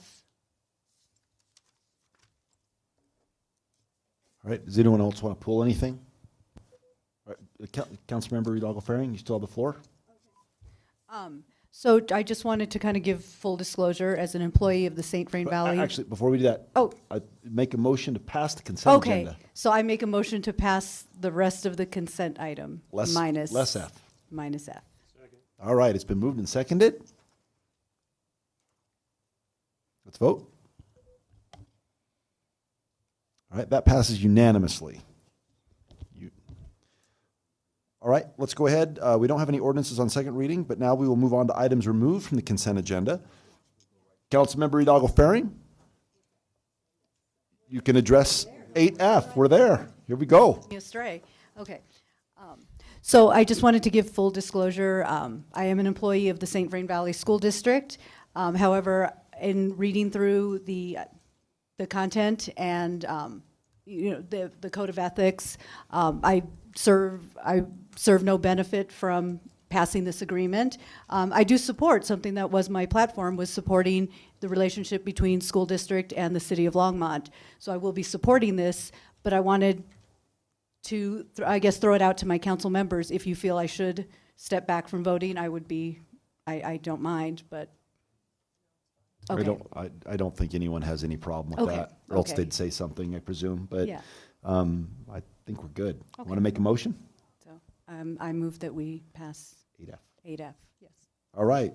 Okay, it's been moved and seconded, seconded by the Mayor Pro Tem, that we pass Resolution 2018-119, or 8F. Let's vote. Oh, sorry, Dr. Waters. I apologize. You are in the queue. Thank you. Thanks, Mayor Bagley. I would have pulled this one as well. And I had a chance to speak to Kim yesterday, or recently about the item. And of all the items on here, in terms of dollars tied to a specific item, this is probably the most insignificant. Long-term is much bigger, though. So my concern, as Kim knows and Karen, that I would have liked to have seen some objectives with this proposal. Like one could have been as simple as an objective would be to increase our outreach or the number of touches we have, which is kind of think what we're trying to accomplish with it, from X to Y, right? There probably are some others. So here's what would be helpful to me, and if we need to get a motion for direction on this, then I'll do it. But it would really be helpful to know what are the thresholds, because one of the real objective here, or one of them, is to move from a Tier 3 to a Tier 2 in the Science and Creative Finance District, SCFD, right? So what those thresholds are would be really helpful to know, number one. Number two, if we hit those numbers, does it elevate only the museum or all of the assets or the features in Longmont that receive funding from the SCFD? Does anybody know the answer to that question? Is it just the museum? So we would have some amenities or some assets that would be in Tier 3 and some in Tier 2. How does this work? Good evening, Council. I'm Kim Manajay. I'm the director of the Longmont Museum. Mayor Bagley and council members. Essentially, every organization that applies for SCFD funding is individually assessed. And so it's the entity, not the municipality. Exactly, All right. exactly. So our application into the Tier 3, from Tier 3 into Tier 2 would just be based on our own budget. So then it begs the question, what are all the other entities that qualify or that can receive funding, and what do we need to do to elevate all of them into at least a Tier 2? Wow. That's kind of a general question, but this begs, for me, I knew nothing about the SFD until I saw this, and right. I've learned a lot in the last 3 or 4 days, but not nearly enough.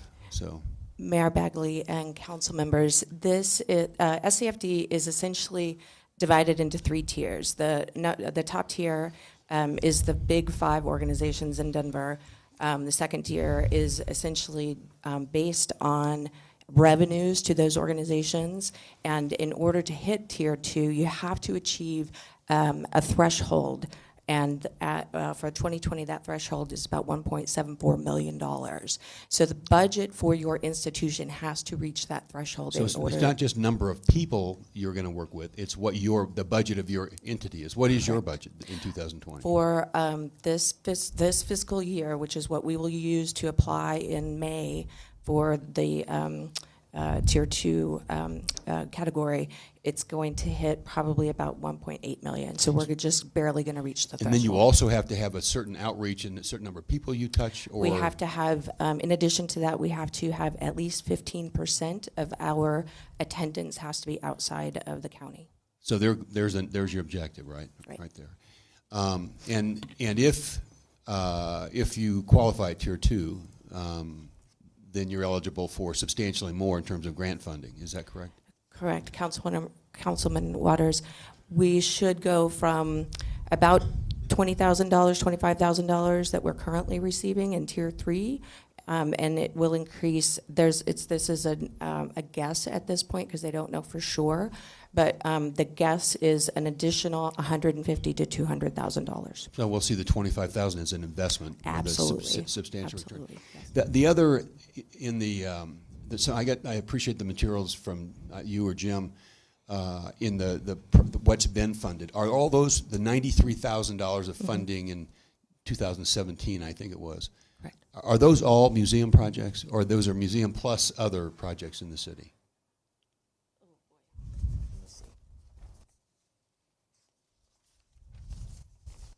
I think I have that list. I didn't mean to surprise you with it. it. No. I think I have the list. If you wouldn't mind. Oh no, I don't need these. I need the list. Kim, that's okay. You could get back. I just need it schooled on on SFFD, FCFD, and how we can take more advantage of funding opportunities, especially given the growing interest in a feasibility study in the Performing Arts Center, and what can we do? What can we all do to optimize our status to qualify for more resources? So, council members. Sorry, didn't mean to. No, that's okay. I'm sorry. I should have brought that list with me. There are about 10 organizations that are on the list in Longmont that receive funds from SCFD. There's qualifications that you have to achieve in order to be eligible for it, which include things like being a 501c3 nonprofit or municipality. You have to provide programming to the public. You have to be in existence for at least 5 years. There's any number of requirements in order to be eligible for SCFD funding. But you're right that ultimately when we started looking at those numbers, Longmont pays a lot of taxes into SCFD and doesn't get that much money back. I think that ultimately it's actually really quite difficult for an organization to get into Tier 2. That $1.74 million budget threshold is really, really big. And for instance, the Symphony gets money, Arts Longmont gets money, did get money, the Firehouse gets money. So all of those arts organizations are eligible. It's dance organizations, it's museums, it's music, it's all kinds of cultural organizations. I think one of the things, Kim and Kimberly have brought some interesting ideas in terms of how we look at things more globally for the organization. And I think part of what we want to look into is how can we potentially leverage that to see how do we bring the largest amount of money into the community. But that's a conversation we need to. Am I the only one that's just totally uninformed on this? Is everybody else really on top of the SCFD? How much we put in, what we get back, what funds? Then I'll just get a private tutorial. Thank you. Council members, I am more than happy to give a presentation that is more comprehensive about SCFD in general if you're interested. Yeah. Sorry, Councilmember Martin. Thank you, Mayor Bagley. I was just going to affirm that idea and confess that it just looked like a good idea to me, so I didn't dig into what FCFD is. Mea culpa. Fortunately, we have Councilmember Waters to do that stuff for us, but I think a tutorial would be really good. I'm happy to do that. All right, Councilmember Christensen. Yeah, I think that's a great idea. I think it's a good reminder for us to, and particularly I would like to, it's a good reminder to people how the arts were funded before that came along, which was constant begging, hat in hand. And so it has been a wonderful, wonderful benefit to all of us. Mayor Bagley and council members, essentially the SCFD passed in the 80s, and in the climate at the time, money was being stripped from cultural organizations left and right. It was a last-ditch effort to try to get funding into organizations that would desperately needed it to provide culture for Denver was mostly what was focused on at the time. It has expanded to a 7-county district. So ultimately, it was this moment of kind of panic that we were going to lose all of our organizations, the Denver Art Museum, the zoo, the Botanic Gardens, and the voters voted to adopt this tax, and it has expanded since then. I can tell you as a museum professional, this tax and the way that cultural organizations are funded in this area is highly, highly thought of throughout the country. People look at us with pure jealousy that we fund our organizations this way. I just want to say good job. You got a chance to show off that outfit. You're back there like, oh my gosh, am I going to have to? Yes! Yes! Believe me, I did not need that as an opportunity. That's good. It's good. All right, Dr. Waters? Just one more comment. We don't need to do this as a big formal deal, but it would be helpful if you're going to do a tutorial, and maybe some morning at the museum. It would be helpful for me to have a better idea if there's some strategy, right? Some bigger initiative that we can take as a municipality that somehow, if it's leveraging, but moves more of our eligible entities into a tier where we can get more in return. Jim Golden was very helpful to me as I, kind of understanding this, with describing some of the very amenities that you were talking about that we all enjoy, that can't be paid for except by the kind of collective effort that this requires. But it also, as we went back and forth, it's not real scientific, I guess, how you extract what we pay out of, what you generate out of Longmont. But just for whatever it's worth, we pay in about 14 times more than we get back, right?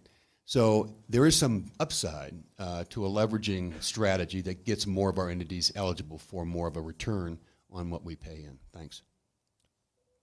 All right, there's a motion on the table. Let's vote, and that is to pass Resolution 2019-119. Let's vote.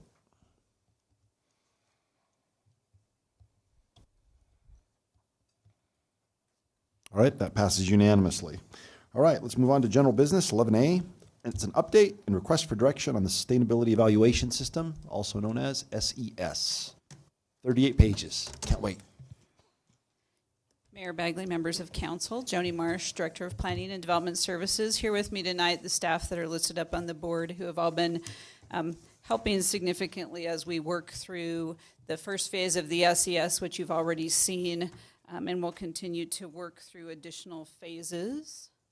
This is what we intend to go over with you this evening. There are a number of components to our presentation, and we hope that we have done a very deliberate job in walking through these.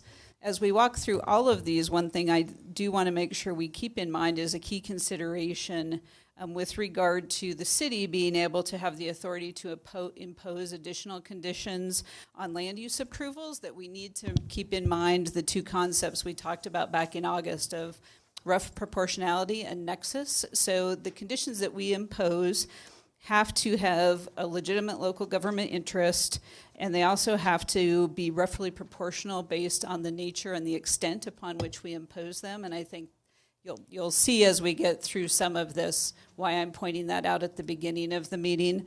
Certainly, we also provided you this evening with a handout that is an effort for us to put this into a more graphic visual. Some folks like to see things graphically. We thought this might also assist when you're speaking with constituents about where we are in this process. And we have not very originally labeled them SES 1.0, 1.2, and 3.0, or 2.0, 3.0. Sorry, Eugene, I didn't mean to say that. But just to try to give you an idea of where we are in the process. The first column we have largely worked through. We're going to kind of recap this evening. The second column, we're going to go through some of those. There's some things that we won't get to in step 4 until after this evening. And then certainly the public-private partnership, which we've labeled the 3.0 in the green heading, is something that we'll have a larger discussion about, which does not impact development applications in the same fashion as a public-private partnership. So with that, I'm going to turn it over to Dawn, who's going to kick off the first part of this. And our intent is to go through the PowerPoint and hold questions till the end. Yes. Good evening, Mayor Bagley, members of council, Don Burchett, Planning Manager. So briefly, what I wanted to go over with the council is to bring you up to date on where we're at based on the adoption of the ordinances that the council has approved so far regarding the SES. As you know, the variances for any riparian setback would have to now come before the city council for approval, and that would now become a major development application. The review process is shown up on the screen. That would include just a few items that I'm going to highlight, but all of them that are on the screen would be required. One of them, item number 2, would be a neighborhood meeting. That would have to be required before the application could be submitted. The project would be reviewed through our DRC process, which would include the additional staff that would need to review the SES component of the variance. And then ultimately, staff would be making a recommendation. It would go to the Planning Commission first, where they would review and hold a public hearing, make a recommendation then to the City Council, who would hold a public hearing to make a decision on the actual variance. Part of the application that would be submitted for review will have to include from the applicant their self-score of the tool, using the tool, the SES tool, where they will actually be able to see how their project is going to be scored and then they would evaluate their project against the tool and provide us with a score. Staff would then review that, and then we would do our own analysis and review and come up with our own score based on our review of the tool and the application and materials that they've submitted. We're going to be also then, from that, we're going to be making a recommendation that will both be qualitative and quantitative to both the Planning Commission and to the City Council when the variance comes forward. So how is the variance going to be evaluated? The council, ultimately, when it gets to the council, is going to hold a public hearing. The council is going to be looking at the review of the variance through and information that was provided by staff to you, as well as the applicant's information using the SES tool so that you have that information. You'll also then be considering and holding a public hearing where you'll also be able to take testimony and consider any relevant items that have been entered into the record. Ultimately, you are going to be looking at this variance request based on the review criteria. There are two standards in the city that you have to review it against. One is the general criteria that need to be met, and in the general criteria, you've added a new review criteria, which is shown up on the screen currently, that requires that the SES be submitted and reviewed, and then as part of the actual variance, the criteria, there are 6 criteria. The one that you added specifically to this area, as it states up on the screen right now, is that the development has satisfactorily completed a sustainability evaluation system assessment. So that means that you will actually see their assessment of their proposal through the tool as well as ours. And then ultimately the council has the normal 3 decisions to make, whether or not to approve with the conditions, or deny the variance request. And then council would base their decision on the evidence that was presented and making a finding for the record. And with that, I'm going to turn it over to David, who's quickly going to talk about the wildlife management plan and some of the recommendations. Good evening, Mayor, council members. David Bell, Natural Resources Manager. And as Don talked about the variance process, one thing that's going to come into play is the wildlife management plan now that's been completed, and how that impacts that decision council will make. At the highest level, there were some very aspirational goals that came along with that, and that's the existence, the coexistence of wildlife in our community. And in the 2019 update, we added the preservation of wildlife and wildlife habitat too. So those are great aspirational goals, but how does that apply as you get to the landscape level? So the plan does drill down to that point too, where we start talking about how do we actually apply these aspirational goals down the landscape level. And one of those ways is to add some additional waterways to those waterways that are protected by the 150-foot setback. This is something that adding to an existing process we already have is something that staff definitely realizes we have a history with. We've been working with it on the St. Vrain Creek and 4 other water bodies. We do have a 150-foot setback.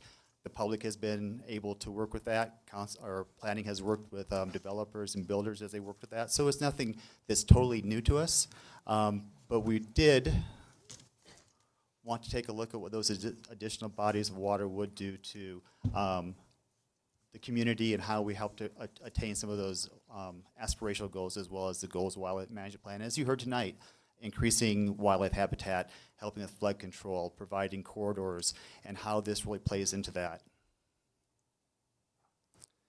As we started looking at that, we said one of the best ways we want to look at it is this landscape we're looking at is not homogeneous. It's very diverse as you look at those different waterways. So how would you apply this in a way that helps us achieve those goals?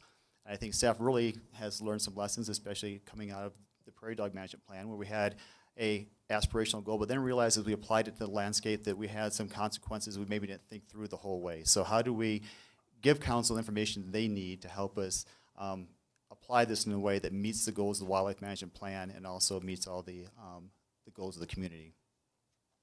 This list right here kind of goes from our highest level value lands down to ones that have a little bit more challenge of providing some of those wildlife management goals or objectives. So as we looked at through that lens, we looked at those additional waterways, and they started breaking down some areas that started to make some sense on how we could look at those. This is Likens Gulch. And if you look at this area here, you start seeing those things that in those higher level pieces in that criteria meet those goals. It has connectivity from Golden Ponds and some high level wildlife, high value wildlife areas along riparian corridors that have meanders and habitat, has trees, it has the areas that we would want to protect. And adding 150-foot setback to this makes perfect sense. As a natural resource manager, this is things that I think we would say we want to see added.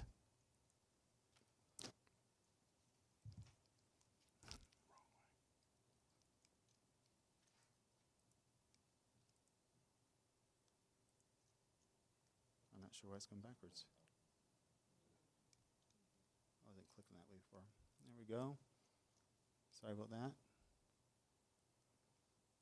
So as we do that, those areas that we started looking at that meet those pretty easy criteria to say that we're meeting those objectives, and things that we actually could say that we value through the wildlife management plan come up in these areas that we've highlighted in green here.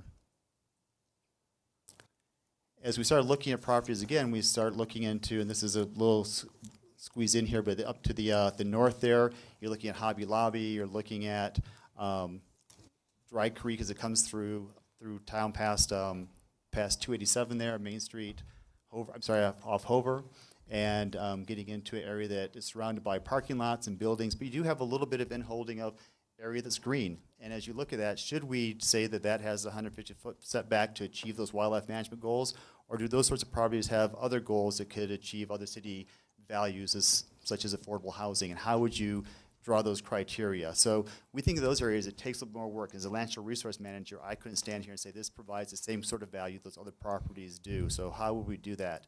We just think it takes a little bit more time and effort and probably some more research to look at these areas. And I think on this piece, they put this in because, as council knows, the city purchased this property in conjunction with the Housing Authority. And as we look at, frankly, an opportunity for some permanent supportive housing, and we started looking at what the impact on this is, it would really limit what you could actually do on the north side of the suites. This property surrounds the suites in terms of permanent supportive affordable housing. And so this was, because we were part owners, and this was a good example to show you all today. So in these areas that we now have identified as kind of a yellow area where it's going to take a little more effort, is just a wildlife manager standing up here and saying this is the right decision to make? These would probably take a little bit more critique, a little bit more evaluation, a little bit more work to look at these areas. And so again, we started scrolling through these additional creeks. We came to properties like this, Spring Gulch up towards the north, towards 66, where currently is protected by the 100-foot setback, which is with all of our natural streams. But if you add the 150-foot setback on these properties, now you're out really to the front door of people's houses. So adding a deck, adding a gazebo is going to cause a new requirement for our residents. And then we have to ask, are we gaining those values that we wanted to talk about? Are we adding corridors? Are we adding habitat? Are we adding those pieces that help with flood mitigation? So this is one example of an area that'd be hard, again, to say that we would achieve those goals by implying this 150-foot setback in these areas. Another piece here, and this is a little hard to see. Roth Rock is up here, and this is the slough that comes down. It goes under the road, stays in a pipe, comes down past the cannery. Somewhere in here, either the road, oh, I'm sorry, it actually goes under the gas station right here. The cannery comes down and then comes back out down here close to our fire training center. So in this area, we have one of the named waterways, but we really don't have any of the criteria for a setback. We don't have a normal high water mark. We don't have the habitat. So again, to give council information that just applying this overall was the intent at that higher level what we do, but are we achieving the goal by doing it everywhere? So you start putting it together. There's areas that definitely I think we could say make sense to add that immediately, and others that we just want to make sure council has enough information to direct staff on the next steps. Thank you. So just to recap again, the SCS tool is already going to be used to assess and evaluate any of the variances to the riparian setback, to the stream setback, and to the wetland areas.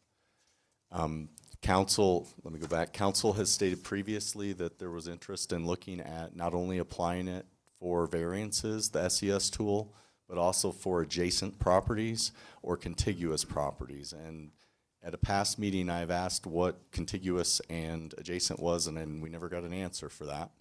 And so we wanted to kind of walk you through some information, because again, our understanding was that one of the discussions the council has made previously was that this tool would be used on adjacent properties. And so we are going to use, moving forward, adjacent, not contiguous. We've included the definition.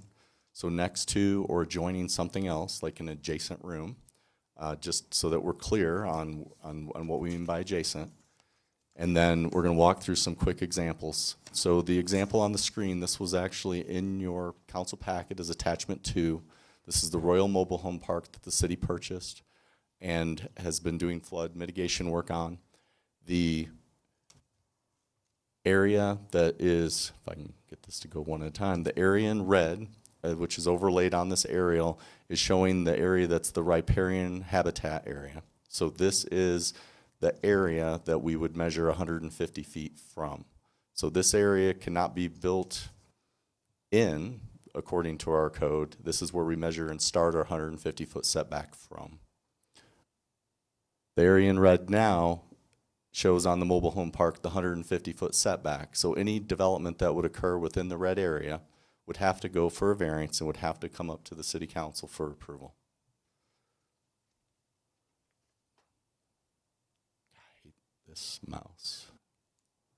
I don't know where this flipper is, but if you can find it, let me know.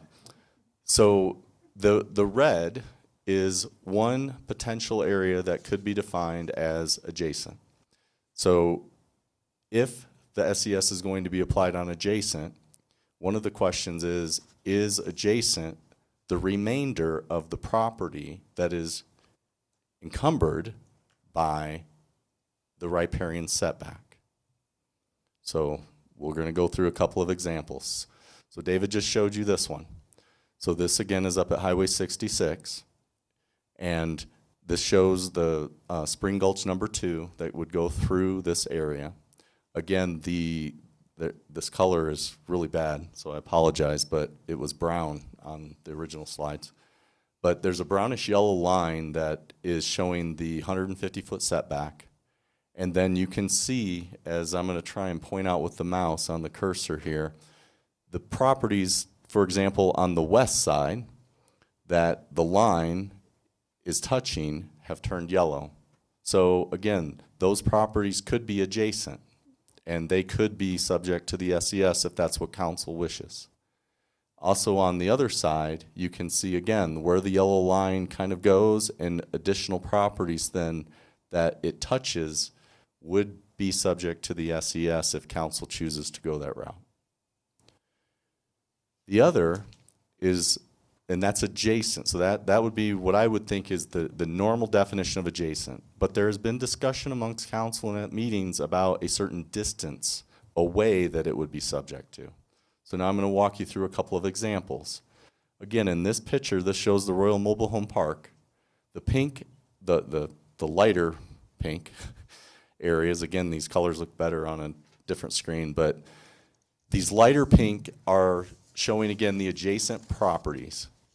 This darker pink up in the right-hand corner is approximately a 200-foot buffer from the riparian area, which means that all of those properties then would be subject to the SES if you set a specified distance away from the riparian corridor.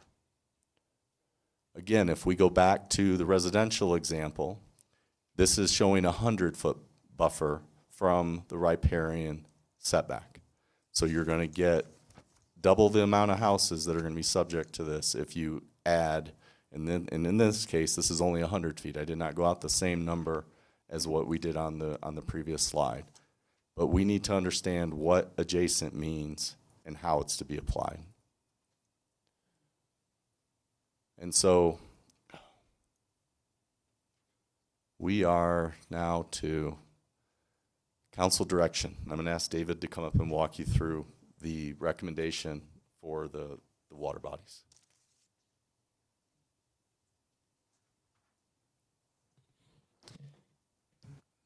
Mayor, council members, in this source, the staff recommendation, one of the things we had a challenge with how we summarized it really tightly and succinctly, so we thought we'd just go back to this slide right here where we have the green, the yellow, and the red.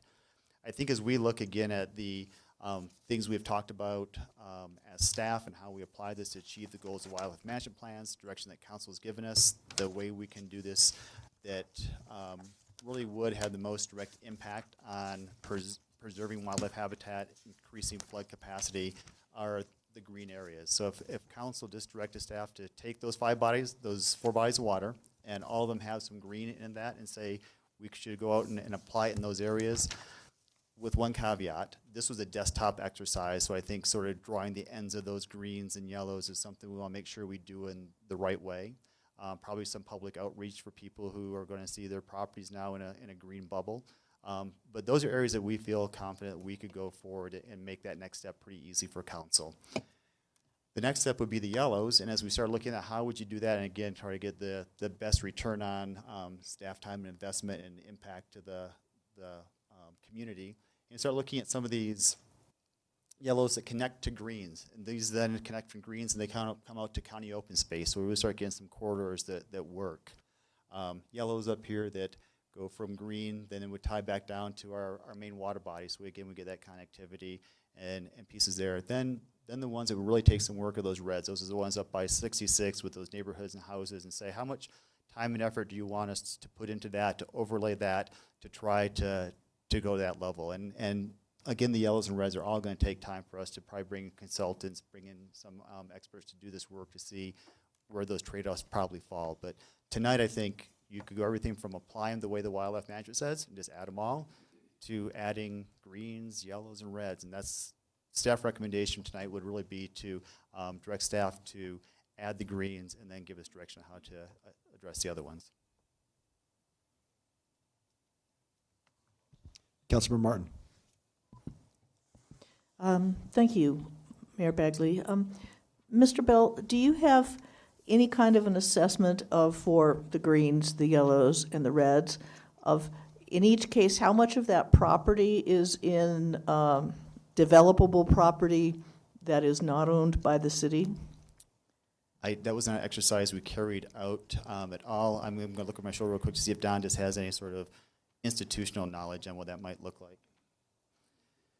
So we did not do that. Again, that's just the level of going out and looking almost lot by lot, property by property, to figure out what that would be.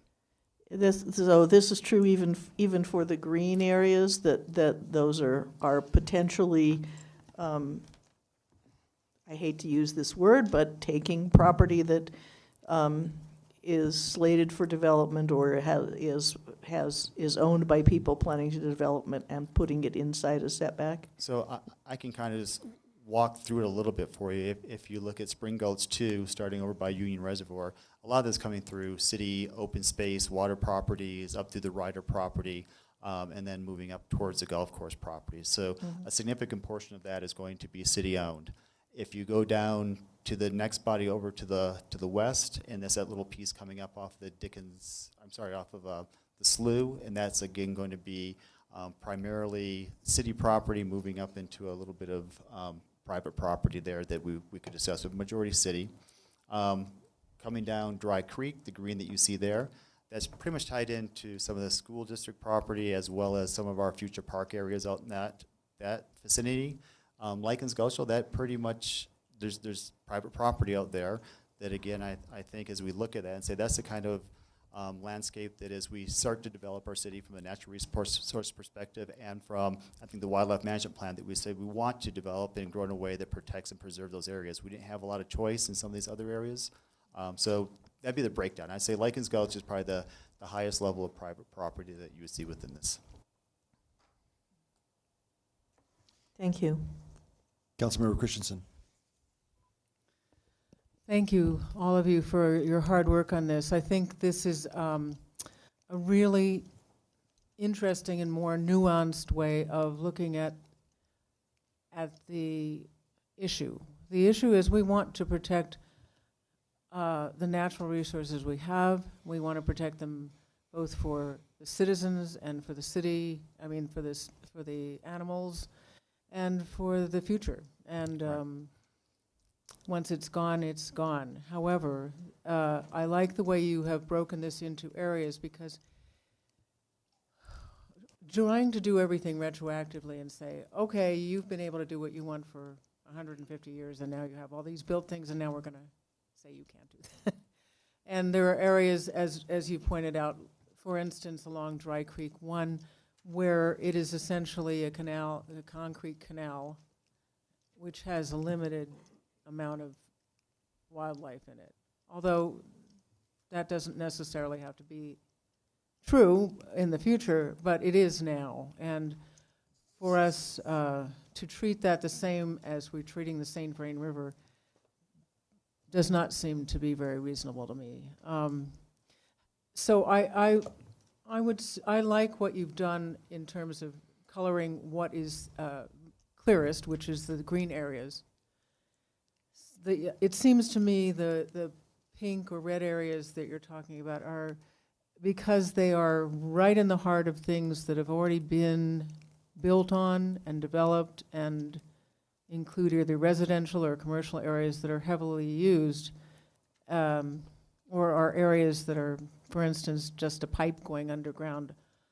I would suggest that maybe we should not consider those. But if we're talking about these areas, I think it's a good idea to put them in, but also to break them into areas to say, we're going to examine them chunk by chunk along the corridor, as you already have, and say, perhaps this area of Dry Creek 1 from this area that you marked in yellow, we need to look at that and see whether that is actually, from the terms of your habitat evaluation, what is the habitat there? Is this really an area of wildlife, or is it something that would have a higher purpose? And so in terms of nexus and proportionality,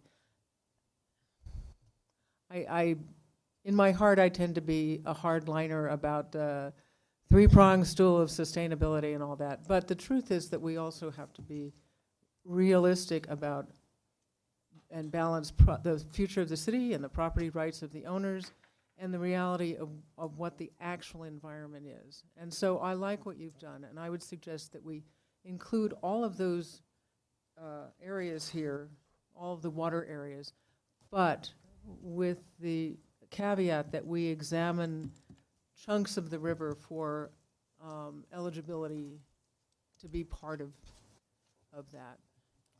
And some areas, for instance, the northern part of Spring Gulch 2, I think it is. Yeah. We can perhaps choose not to include. Likewise, the northern part of Spring Gulch 1. But that I think we need to actually look at the area as it is. Mayor Pro Tem. Thank you, Mayor. I'm just wondering that if it might be possible, instead of segmenting these different waterways, be it Dry Creek 1 or Spring Gulch 1, rather to include them, but then be able to score them differently within the SES, or would it be better to piecemeal them, in your opinion?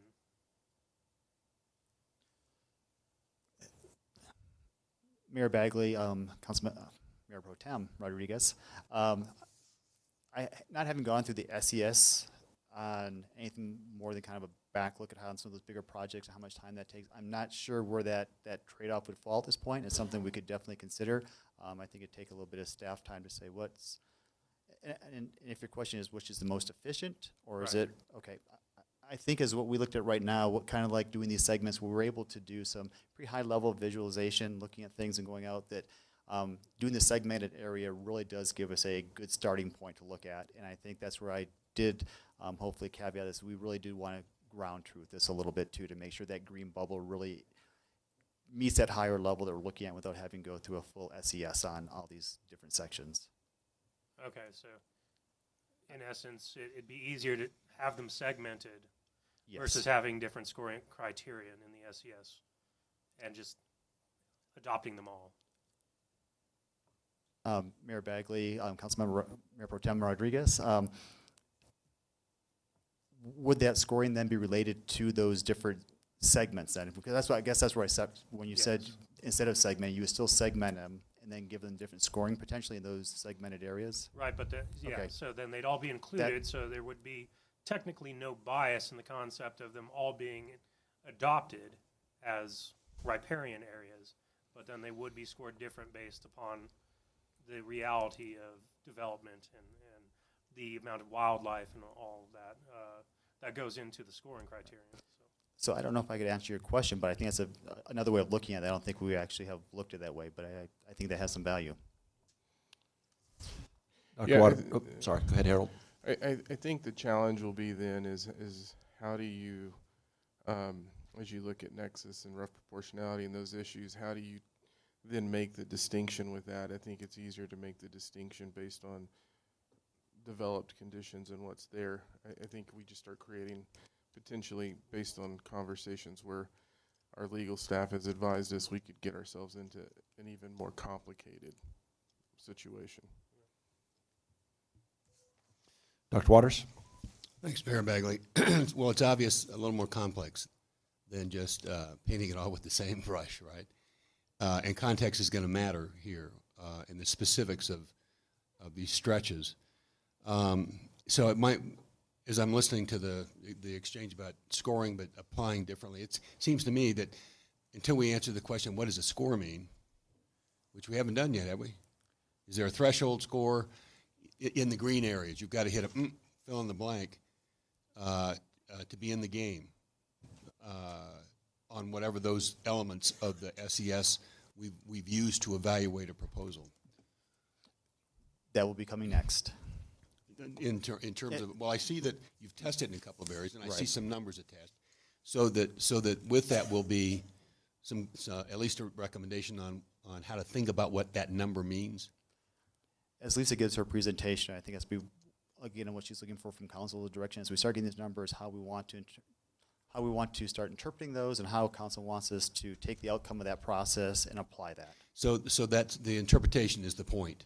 Correct. And it would seem to me that we ought to pick the areas where we can most, with the least amount of legal fallout, that is the most straightforward, where we can apply the tool and whatever the rating system is, which would be the green areas, obviously. I'm not crazy about taking anything off the table, but I do. If we go to just look at some practical applications here, go to slide 18 of the 38, right?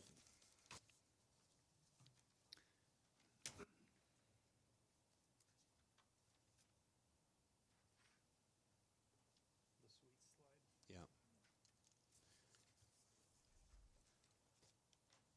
It was a good thing that you numbered the slides. Yeah. Getting to the number is the problem, is the challenge here.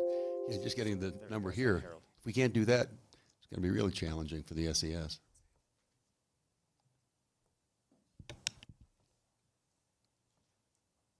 Is this a slide? 18. Oh, wait, sorry.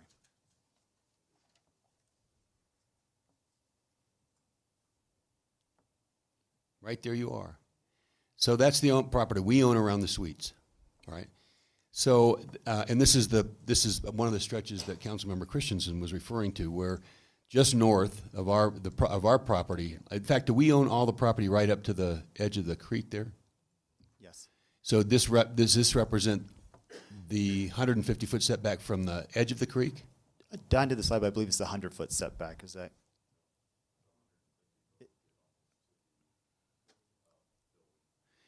So it's the inside red line. Yeah. Yeah. So this is just as I look at this, think about what we have as a concrete channel there. It is an area that has been abused, right? If it was developed thoughtfully, almost anything we do is going to improve it in terms of a greenway, habitat, the things we'd like to accomplish through the SES in terms of protecting. In this case, you could actually enhance the area by developing based on the way it sits right now, it seems to me. Obviously, it depends on how you develop it. It makes a big deal. So I don't know then how the scoring system applies to the specific, both context and obviously project, right? And then what those scores mean. But that's an example, right, for me, probably the most vivid example. And then all that area along Spring Gulch, well, what are you going to do to those homeowners? But this is an example where that the vision we've had for affordable housing and what it means to that whole area, if we don't think about this as tailored to a specific stretch along one of these creeks, we're going to get in legal trouble, I think, and we're going to deny ourselves opportunities to enhance what's already been abused through development. So I don't know what to turn that into other than, it seems to me in terms of it's a 90-10 principle, you're going to spend 90% of your time on 10% of the problems or whatever that proportion is going to be. We ought to pick the low-hanging fruit here, right? Start there, apply this, and let's worry about those areas that are going to be most complicated and most complex and most contentious. That's not the place to start, it seems to me. That would be the place to end in terms of how we lay this out. Does that make sense? Yeah. It does. I think that's the exercise that we as staff really walk through to get to these green, yellows, and reds. So I think generally green presents presents fewer issues, but still some issues that we have to ground truth. Yellow is a mix of that. And so you may have some areas in yellow that are easier to deal with. You may have some that are much more difficult to deal with. So it was harder to take a big chunk in that area. And again, the ground truthing in terms of putting something together that takes into consideration nexus, proportionality, and all of the other legal issues, that requires a deeper look. Red, we're telling you there's a smorgasbord of issues that's much larger than the yellow. So on this slide, you're wanting, do we need to take action on how to apply this to the bodies of water bulleted here? Council. Is this a consensus? Is this? So Councilmember Waters, we'd be looking for some direction to say, let's look at that low-hanging fruit, which I think staff has identified as the greens, and say let's apply it in those areas as the wildlife management plan has in all these bodies of water. In all these bodies of water. And then on those same bodies of waters, let's look at the yellows and the reds a little closely. It'll take a little bit more deliberate action, but we would apply the greens as a next step, and then start working on how we work on budgets and timing to start looking at yellows and reds. So you have three. I want to make sure you know you have three options. One, just apply it to everything. Two, to take the green, yellow, red approach. Three, to do nothing. And then variations, obviously, but those are the three options. So if you take the red, green, yellow approach. That would be option two that I just. Yeah, but so. We would start with green and get that done. We would then go in and do the analysis on yellow and move through that. And come back with, here's what you've learned. Here's what we've learned on yellow.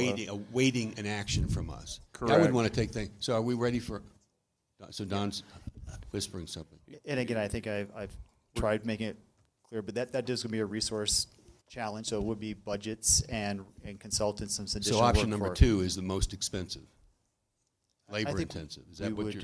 We would get there, I think, at any of the levels, but I think by doing green first is probably the lowest cost. Staff would probably be able to go out and start working that immediately. As we start moving towards the yellows and the reds, that's where we would bring in some additional help to achieve those goals. So I move we give staff direction to begin applying this to the green areas in these waterways. It's been moved and seconded. There are 3 people in the queue. Do we have any comments pertaining specifically to the motion? Councilmember Martin?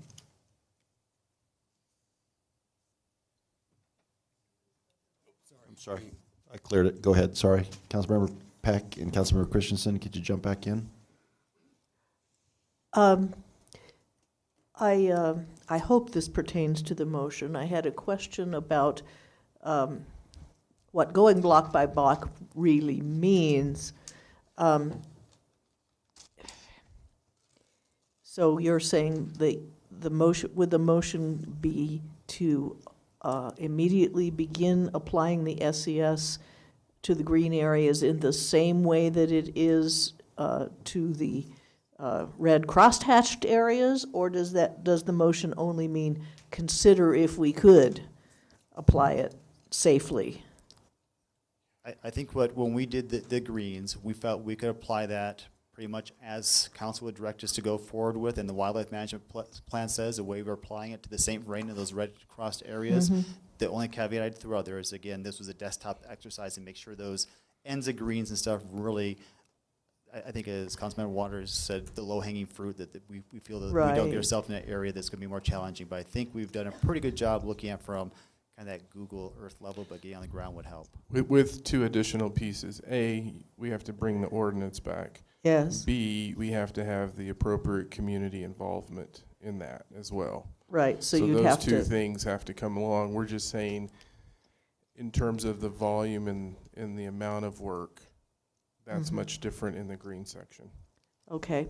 And then the remainder of my question is, the yellow and red areas are still subject to a 100-foot buffer area, is that correct? That is correct. And if a variance to the 100-foot buffer area were requested, like somebody wanted to add a porch, would the SES tool also be applied to that variance request? Yes. Has to come back to council. Okay, thank you. Councilmember Christensen. I do think this is a sensible approach. I frankly would leave out the smorgasbord, as my people call it, which is the pink ones. But I also think that this would give everybody a little bit more assurance that we are protecting the greenways, we are protecting the river corridors, but it would also give assurance to developers planning to build in some of those areas that we will be looking at it specifically, and if they are planning to build in the yellow areas, we will be particularly looking at it differently than say the St. Vrain corridor. And I think it's important that the developers have some idea what we're planning to do instead of just kind of leaving them hanging. So I think this is a good direction to go. Councilmember Pack. Thank you, Mayor Bagley.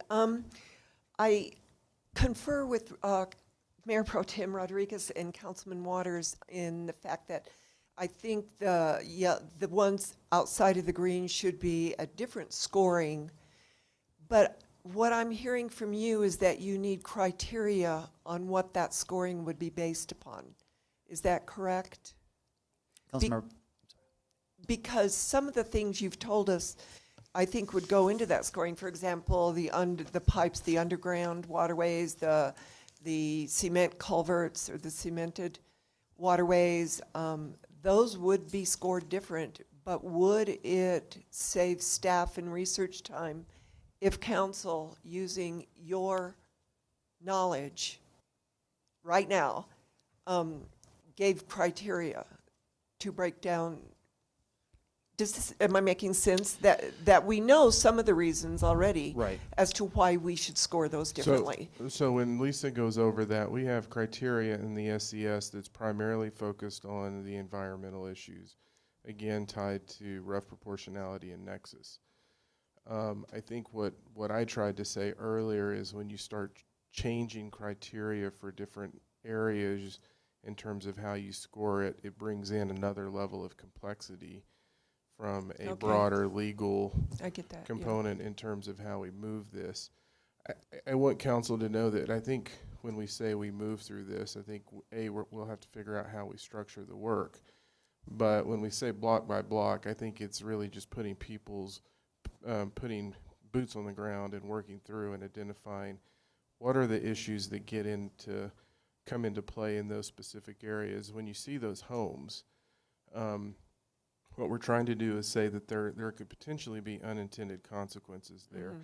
So if you apply this, if somebody comes in and wants to build a storage shed, you may actually put them through a different process to build a storage shed, or if they wanted to expand their porch or add another floor. And that's what we're seeing in those yellow and red areas, and it looks different. Is that correct?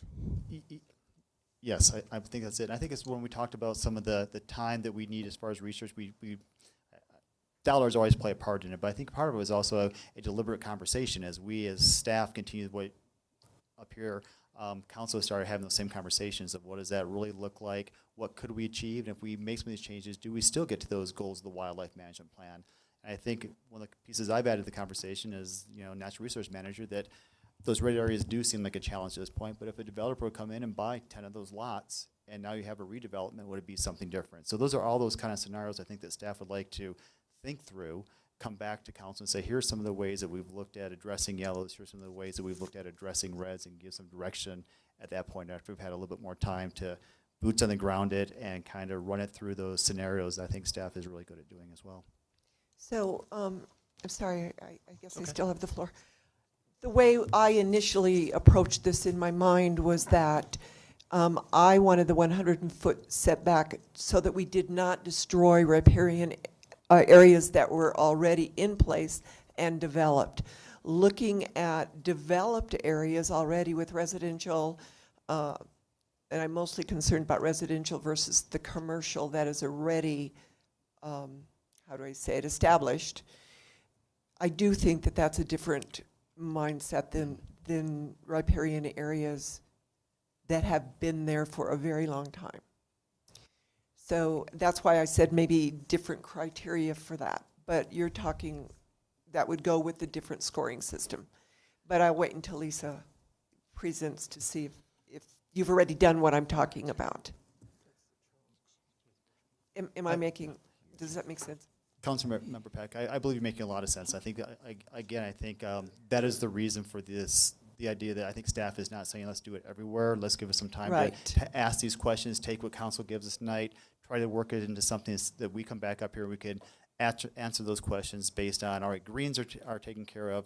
Now we've thought about the yellows and reds, and here's some of, hearing from you, here's some of the recommendations we can give you on how we move forward on the yellows and reds. Right, and to go a step further, and establishing riparian areas on the areas of the flood mitigation that we've had to take out diseased trees or old trees. Make sure that we establish riparian areas on those waterways. So, and I know that's what you're doing. My staff, but my staff, that's what that's their that's passion, exactly. Okay. All right, thank you very much.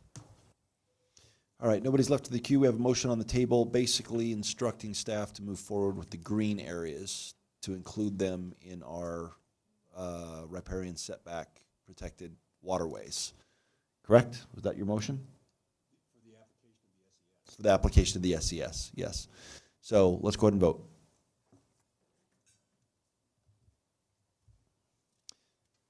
That passes unanimously. All right. Anything else from staff? Yes. Okay. Oh, yeah. We've still got a few slides left. That's what I figured. 4. But So- they're big ones. Hopefully last time you see me. So what is riparian adjacent?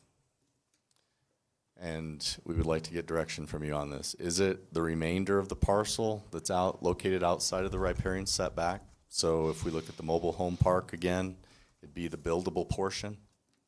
Or is it going to be a specified distance from the riparian setback that's going to grab other parcels that do not have the riparian area on them? Right, Or are we not going to do anything? I guess you have 3 options, which would be not to apply it currently.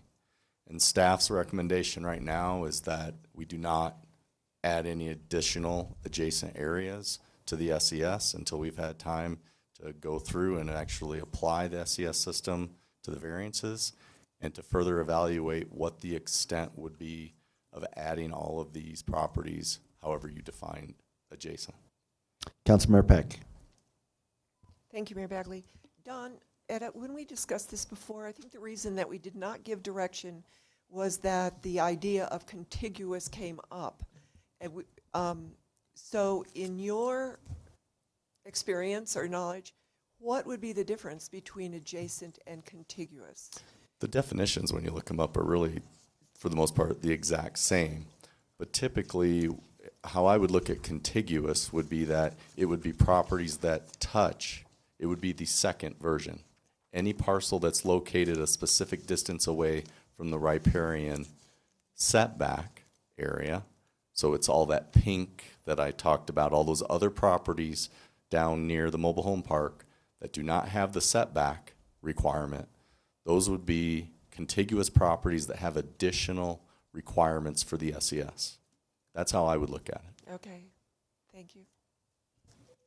Councilmember Martin? Thank you, Mayor Bagley. I move that we direct staff not to add any area to the existing setbacks according to what we've already directed you to do. All right, it's been moved and seconded. Councilmember Christensen? Mayor Pro Tem Rodriguez? Thank you. I'd just like a clarification on the motion, as in it would be the remainder of the parcel located. Is that what your motion is?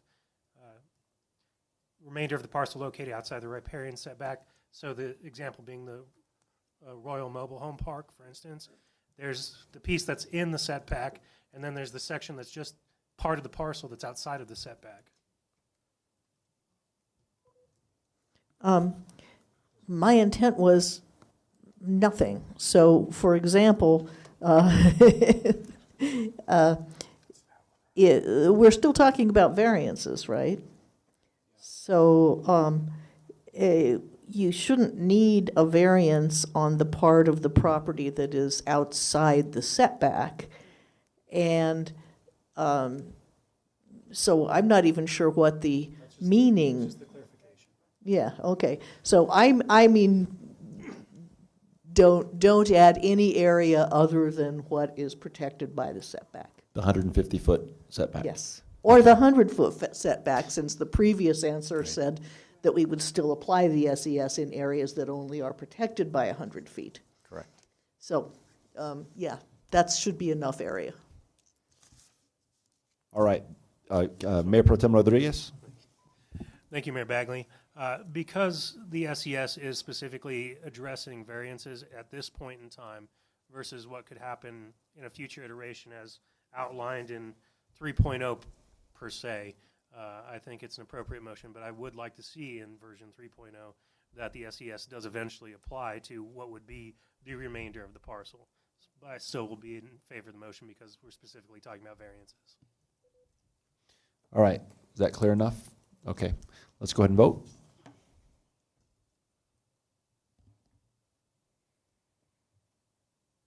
All right. That passes unanimously. One slide down, 3 to go. Thank you. Lisa's going to come up and talk about the tool. All right. Let's see if I can get us back here. Mayor Bagley, council members, Lisa Knobloch, Sustainability Program Manager.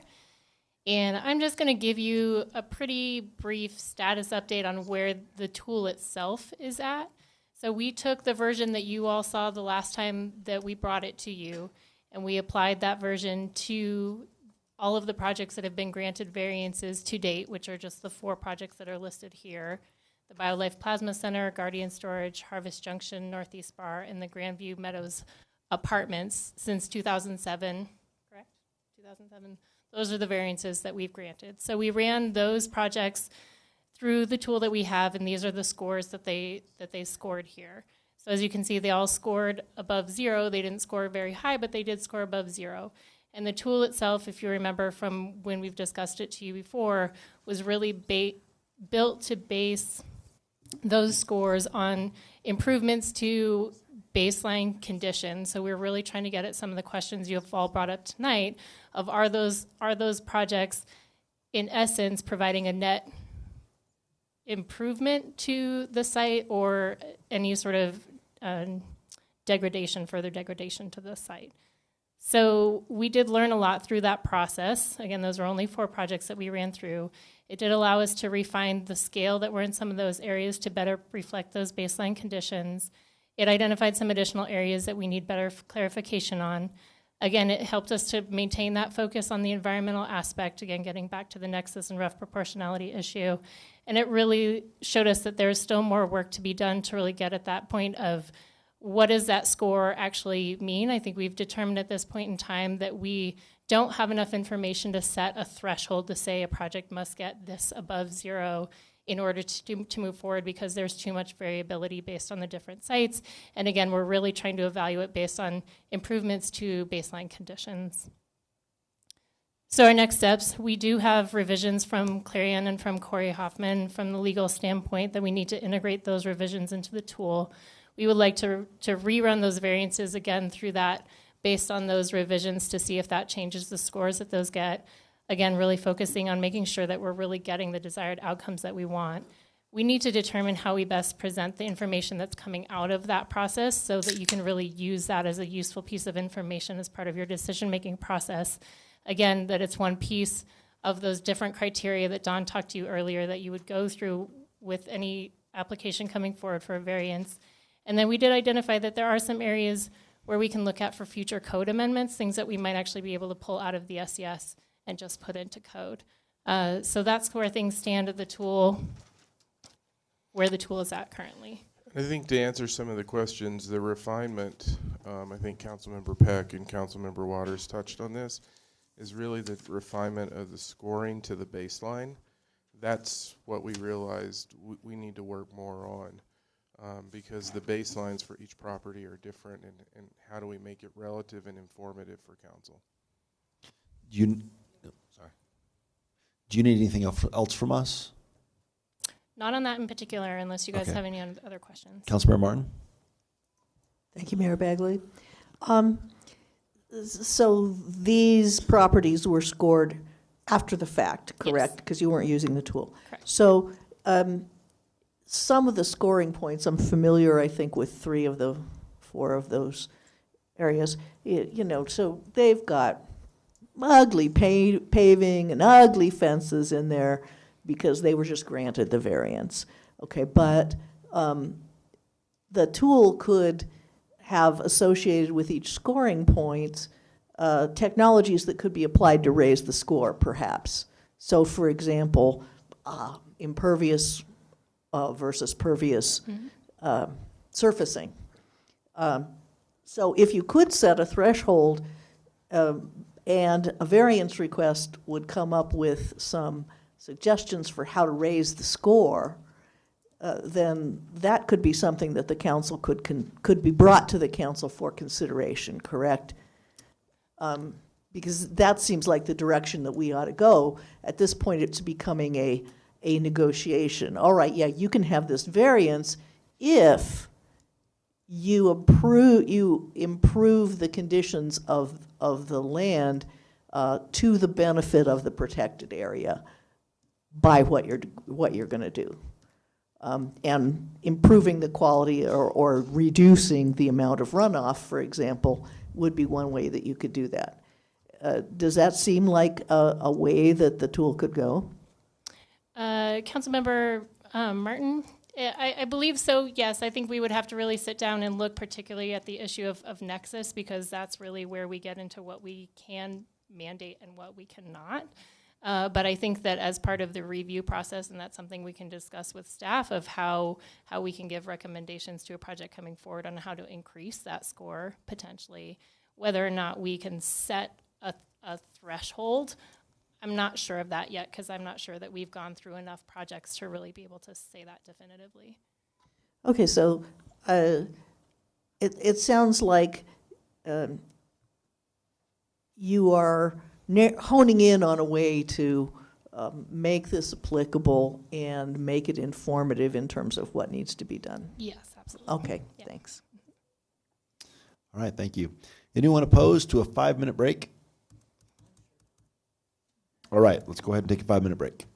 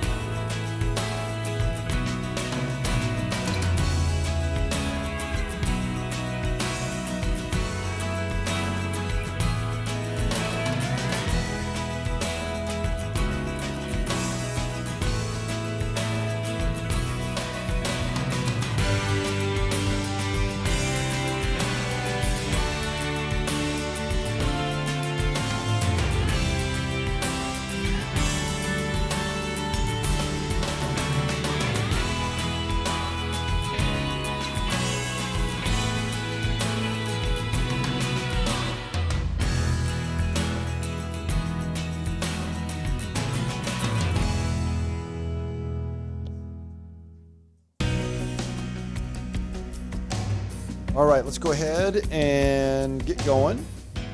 Doesn't really matter. Should we start with internal boards or external boards? All right, we're going to go with external boards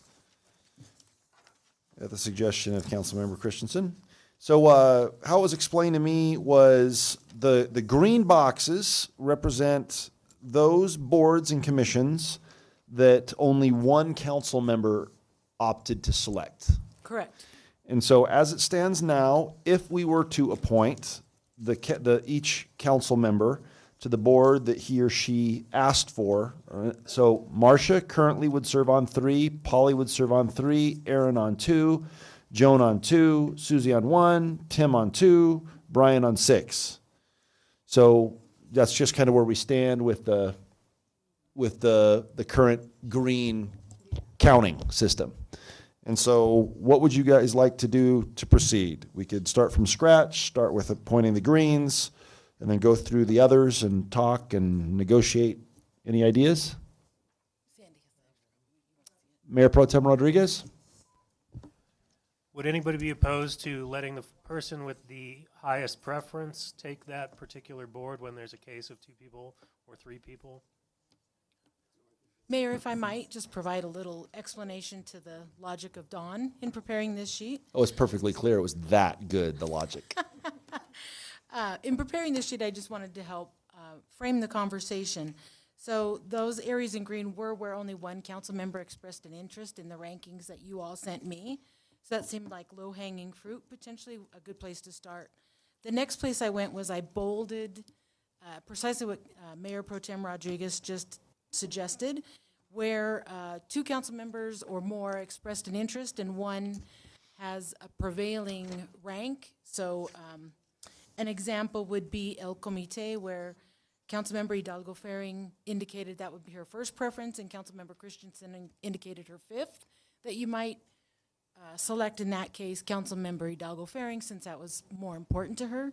If you followed those choices and used those in bold where someone had a clear higher ranking and not an exact competition, that would leave you with those balances noted on the bottom of that page for external. On the boxes bolded, either nobody was interested or you have a discussion to have where there's equal interest or lots of interest, as it were. Mostly just trying to help you get through the conversation. All right, cool. Thanks, Don. I guess the other thing is Mayor Pro Tem Rodriguez, I would have no problem with that as long as we also keep in mind how many boards everybody's getting. So that way, I would love to see Susie do all the work. But that wouldn't be fair.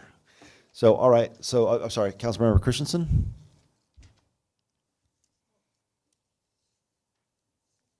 All right. So question number 1, is anybody opposed to me making a motion to appoint all the greens to the appropriate or to the correlating council member that is in the green box? Thus moved and seconded by Councilmember Christensen. All right, let's go ahead and vote. Raise your hands, please. Oh, sorry. All in favor? All right, And- that passes unanimously. And that's for all external boards. That's for all external boards. Okay. Same motion for all internal boards. All right, it's been moved and seconded. All in favor? All right, it passes unanimously. Love you, Don. Look at that. Just look how fast you're helping us move. Welcome, all right. All right. Progress. Okay, then let's go back to, we were on external boards, right? Councilmember Christensen? Is that what you wanted to do? External? All right, okay. All right, so we just take one at a time. And so you're saying if there's a box and there's nobody in it, should we go with the ones that we care about first? Or we could just work our way down the list. All right, well, I guess what I'm wondering is, so we need somebody for the Boulder County Consortium of Cities? As the voting alternate. Right, voting. The only reason I proposed the other way is because if somebody fills up with, nobody cares about that stuff. And so if somebody filled up with the stuff they don't care about, they might not wind up getting their Would you like picks. to go to the main? I think we should, to the I'd next prefer one? going with the stuff that's important, that people, Right. right? Councilmember Christensen. I would like to point out that I've probably never missed a meeting in years, so, but something could happen to me. So that's rarely the case that I need a voting alternative, so it's not particularly important, but if anybody wants to go for that, that's a good idea, or come along. All right, is anyone, okay, there's been a motion to appoint Councilmember Peck as the alternate to the Boulder County Consortium of Cities. I made that motion. It's been seconded. And let's vote. All in favor? All right. So we're not going to count alternates. Is that okay? If we don't count alternates as the board? Okay, so, all right. So do you guys want to just keep going down the line? All right. Boulder County Resource Conservation Advisory Board. I'll take him back. All right. Councilmember Martin. All in favor? All right. Consensus vote. Councilmember Martin. Martin is now to 4. All right. Let's talk about commuting solutions. Mayor, okay, go ahead. I Yep. was just say, before we leave that page, let's not forget Advanced Longmont Steering Committee. Where's that at? That's the first one. Oh, I'm sorry. I failed to bold Let's that go back up box. there. My apologies. Advanced Longmont Steering Committee. This is what LEDP requested last Yep. week at the meeting. So, Councilmember Peck and Councilmember Christensen, do either one of you have, Councilmember Peck? Can we go through, can we come back to this last? And the reason I want to know is, how many am I going to end up with? Is the big thing. And also, I think that Councilwoman Christensen applied for LEDP, which, if she gets that one, does she really want to be on Advanced Longmont 2.0? So can we continue and come back to that? Absolutely. Thank you very much. Commuting solutions. All right, commuting solutions. Councilmember Peck and Councilmember Rodriguez, you both kind of sort of wanted it. So, Councilmember Peck? Thank you, Mayor. I have told Councilman Rodriguez that if he wants it, it would be great to have a different voice on that. So I will remove my name. Congratulations, Mayor Pro Tem Rodriguez. You just got shoved off to the second Tuesday in March, June, September, December. So anybody, all in favor of Mayor Pro Tem Rodriguez serving as the commuting solutions board member? All right, that passes unanimously or by consensus, because we didn't have a motion or a second. So, Next all right. is the voting alternate to Dr. Cog. Has been Councilmember Martin. She would gladly let that go, if I understood her email correctly. It's all alone at the top of the second page. Yep. So who wants to be alternate?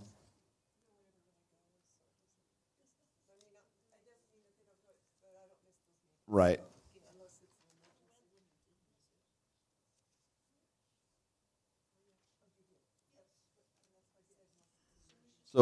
So first person who speaks up gets it. Oh, I think, was it Councilmember Christensen laughed. You made a noise. I think you get it. No? Oh, it conflicts? Okay. All right, let's come back to that one then. Okay. All right, Longmont Economic Development Partnership. We've got, I'm sorry, nope, sorry, El Comité.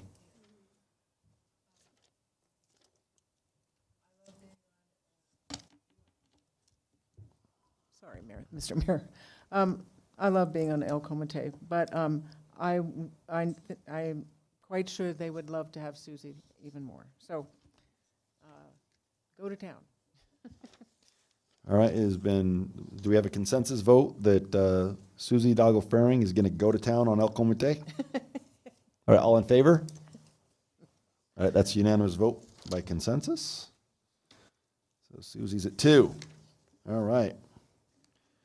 Longmont Downtown Development Authority. We've got Councilmember Martin and Mayor Pro Tem Rodriguez is 1s, and Waters is a 4. Marcia, you're at 4. Aaron, you're at 4. Pull out the gloves. No, Councilmember Martin. Okay, try again. We're all lit. Not me. Well, I really like being on that board, and I feel engaged, so I would prefer to keep it, just because, we're working on some stuff. And they have great lunches. No, that's LEDP that has the great Oh, lunches. yeah, that's true. I'll remove my name. Thank you. All right. So all in favor of Councilmember Martin serving as the Longmont Downtown Development Authority board member? All right, that's unanimous. Marcia, you're at 5. All right, now we're on to the Longmont Economic Development Partnership. Council members Christensen, Martin, Peck, and Waters. So I guess my question is for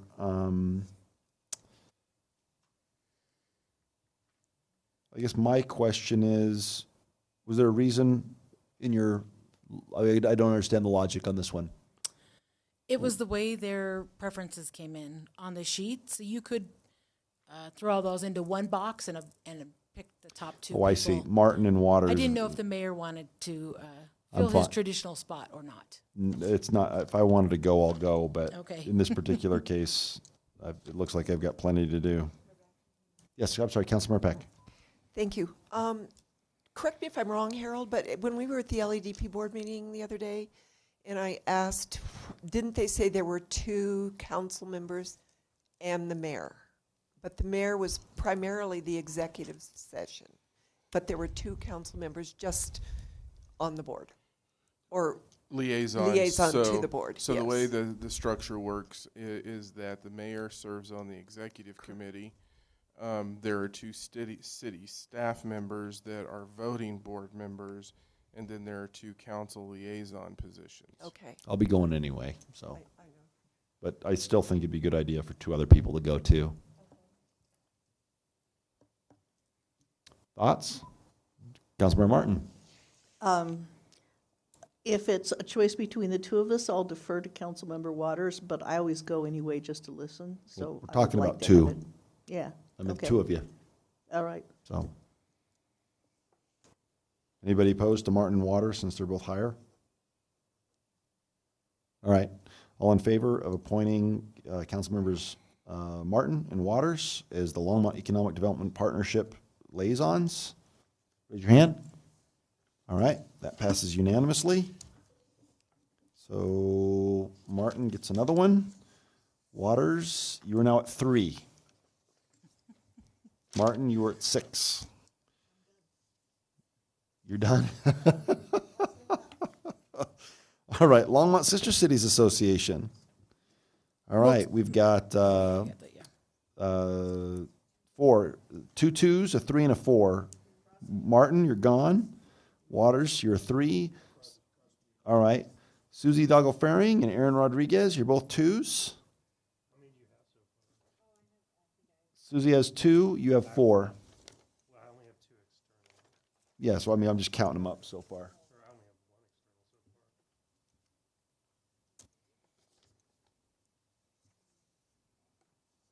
far. I mean, I'm happy to defer, but I feel like you're getting a little loaded up there.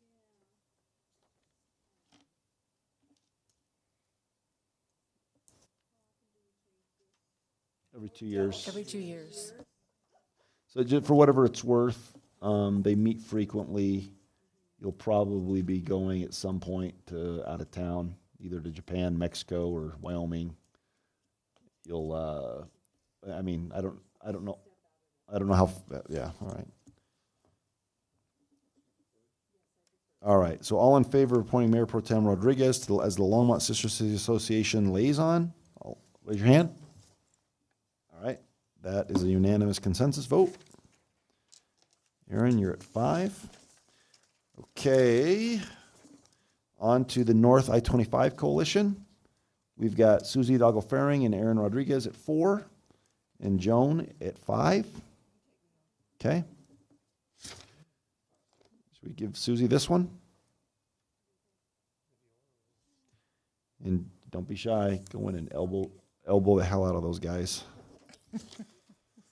All right. All in favor of appointing Susie Doggle-Faring to the North I-25 Coalition, raise your hand. All right. That passes with a unanimous consensus vote. All right. Visit Longmont. We have Christensen and Rodriguez. Polly, you're only at 3. Aaron, you're at 5. Anybody opposed to appointing Councilmember Christensen? All in favor of appointing Councilmember Christensen to the Visit Longmont Board, raise your hand. Councilmember Christensen? All right, that passes unanimously. Yes, Councilmember Peck, I'm sorry.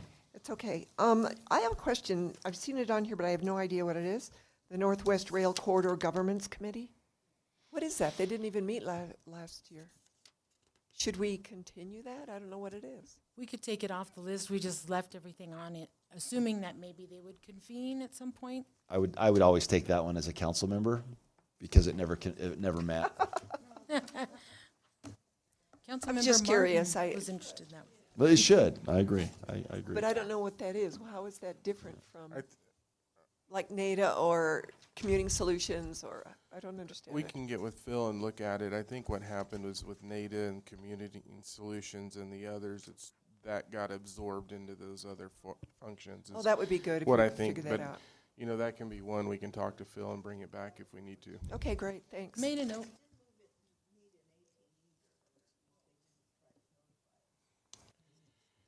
It may be gone. Councilmember Christensen? That was So your Mayor, question? All right. Back to Advanced Longmont Steering Committee then, is the only last thing there on that sheet. Kachipoo?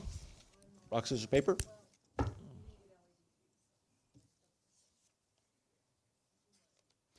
Joan, you have 2. You only have 2. All right. So all in favor of appointing Councilmember Peck to the Advanced Longmont Steering Committee? Raise your hand. All right. And Councilmember Peck, they will meet quarterly. I have those dates and times, so. I got you. Hold on one second here. On to internal. Hold on one second. One Okay. second. We have a point of order here. Mayor can't count. Hold on. So I'm showing Aaron. Oh, yeah, but I was also looking at this other one. I also counted your Planning and Zoning Commission appointment. Yeah, so you've got, you got Planning and Zoning. You're doing a total count, Mayor? You of got both? Commuting Solutions. You got, let's see here, where to go? Longmont Sister Cities. Where's the other one? Couldn't have been that far off. Hold on. We've got, okay, Historic Preservation. Planning and Zoning. Commuting Solutions. Longmont Sister Cities.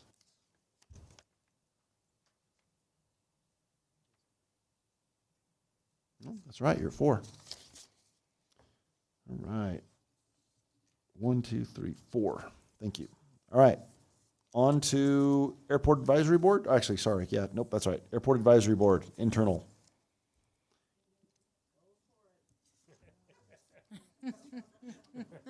All right. All in favor of appointing Councilmember Peck to the Airport Advisory Board, raise your hand. All right, that passes with unanimous consensus.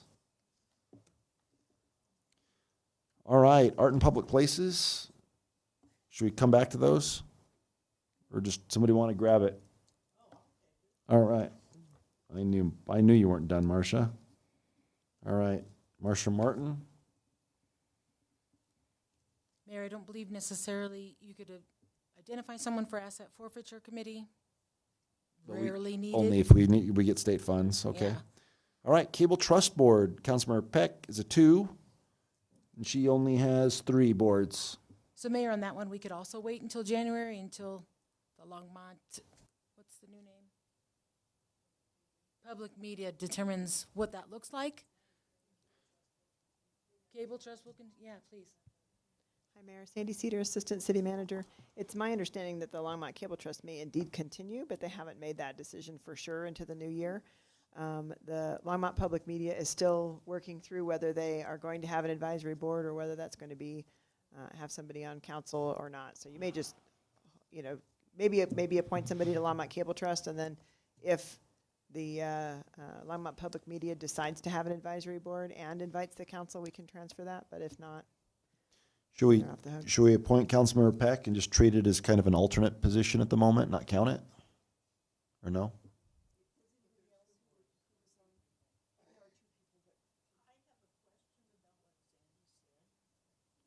Sure. Oh, sorry, Councilmember Martin. Sandy, what would the meaning of the Cable Trust Advisory Board means? Because the Cable Trust revenue stream goes to the Longmont Observer, DBA, whatever the hell. I'm sorry. I believe their new name is going to be Longmont Public was a Media. good Yes. quote. But it is my understanding at this point, the last thing I heard from the board is that they plan to continue to be able to provide programming to now, who will be Longmont Public Media, that they will continue to do video recording and that they will continue as an entity. That's the last thing I've They- heard, the Longmont Cable Trust. As a board and as an entity, so far has decided to continue on after removal of their funding stream and facility. Interesting. Oh, I don't want to be on that board. They don't like me.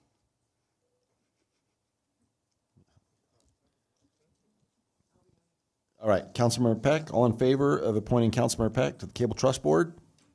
Raise your hand. All right, that passes by unanimous consensus, and I will not count that as one. All right. Go ahead, There are two Oh, I'm sorry. spots. Who else other than Councilmember Peck? Councilmember Christensen? All right, so Councilmembers Christensen and Peck have now been, all in favor of appointing Councilmember Christensen to the Cable Trust Board, it's the second slot. Raise your hand. All right, that passes by unanimous consensus. All right, Golf Course Advisory Board. Dr. Waters, all in favor? Actually, nope, We sorry. did those. We Nope, did the Library green. Board. Yep. We have Dr. Waters and Susie Doggle-Faring. Susie's at 3. Tim's at 3. Oh, Councilmember Christensen? Oh, that's all right.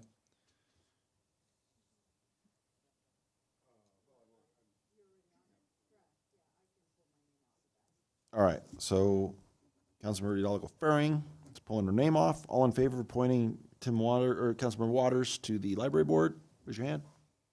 All right, that passes that's an appointment we make by unanimous consensus. Longmont Housing and Human Services Advisory Board. Holly's at 5. Susie is at 3.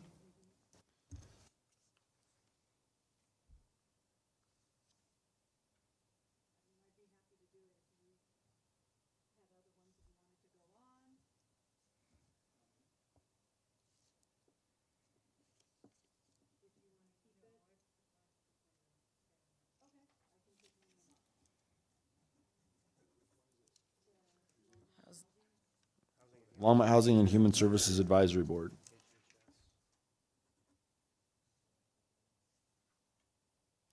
All right, all in favor of appointing Councilmember Christensen to the Longmont Housing and Human Services Advisory Board? Raise your hand. All right, that passes by unanimous consensus.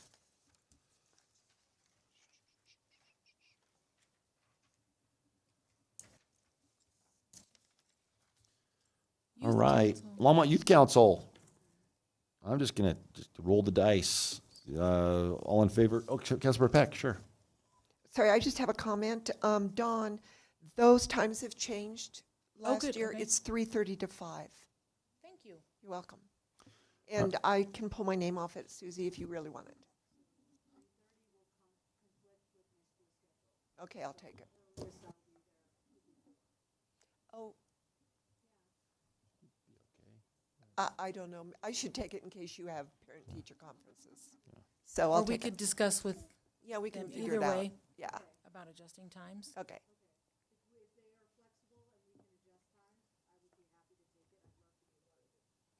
We will ask. If there's any issues, we'll come back. All right, so should we appoint? We can change. All right. Okay, all in favor of appointing Susie Doggle-Faring as the Longmont Youth Council liaison, board member? Raise your hand. All right, that's unanimous consent. Can Councilmember we Peck? just kind of think of me as an alternate? If you can't make it, if this doesn't work out? I know we don't have alternates on this, but you and I can work this out. Okay, thanks. Museum Advisory Board, Councilmember Christensen is at 6, Marsh is at 7. You're both taking your name off?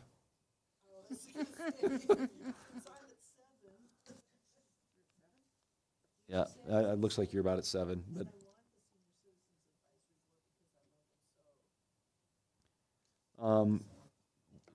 Joan, you're at 3, Susie's at 4, Tim's at 3, Aaron, you're at 4. Anybody want to speak up and take the Museum Advisory Board?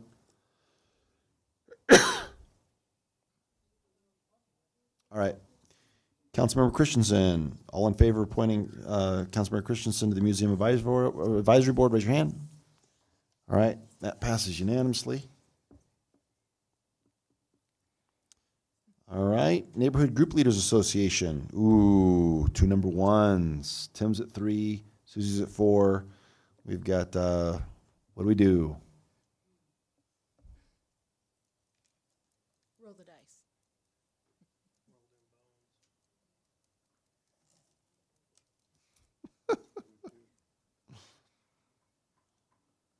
We could come back to it.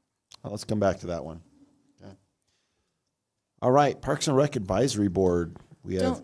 Don't skip the old hire fire and Oh, old I'm hire sorry. police. Those. I'm sorry. That Old second hire council fire. member? That's true. This is actually good because if you have any interest in tracking your own investments, this is really a great group. Absolutely. So, who would like to? And it's the same. Probably should be the same person for both because they're at the same time. So, all right, Councilman or Mayor Pro Tem Rodriguez, all in favor of appointing him? Raise your hand. To both, correct? Yeah. We'll count that as 1. All right, Parks and Rec Advisory Board. We have Peck and Waters at 3, Rodriguez at 4. I mean the weighting. The ranking. You gonna take your name off, Aaron? All right. Peck and Waters. Joan, you're at 3. Tim, you're at 3 as well. All right. Councilmember, all in favor of appointing Councilmember Peck to the Parks and Rec Advisory Board, raise your hand. All right. That passes by unanimous consent.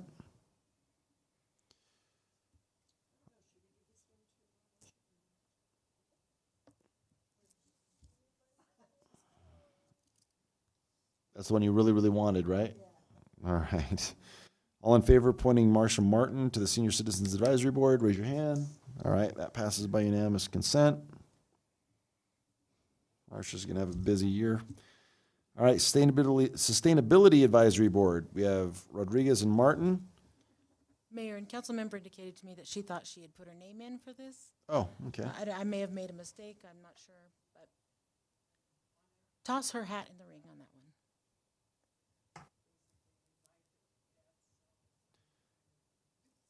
All right, so we've got Polly and Aaron. Aaron, do you care? Nope. All right. All in favor of appointing Councilmember Christensen to the Sustainability Advisory Board? Raise your hand. All right. That passes unanimously. Polly, it looks like you're at 8. Transportation Advisory Board, we've got Peck and Rodriguez. Joan is at 4. You're at 5. Okay. All in favor of appointing Councilmember Peck to the Transportation Advisory Board, raise your hand. All right, that passes by unanimous consent. Can you guys double check and tell me how many boards you got? Tim's only got 3, Susie's only got 4. I've got 6 that I can't change. Joan's got 5, Aaron's got 5, Polly's got 8, Marcia's got 8. And we need That's what I'm NGOA counting. Double still. check my math. This does not include alternates. So if you could count up how Yeah, many you Angela. got. Right, and I was gonna suggest peeling off Marcia and Polly, and maybe picking one or two to feed off to Susie and Tim. You have 8 for you? Can you do that again? What ones are they? Let's list them off. I can't be that bad of a counter. Which ones? Read them off to me, will you? Yep. Okay.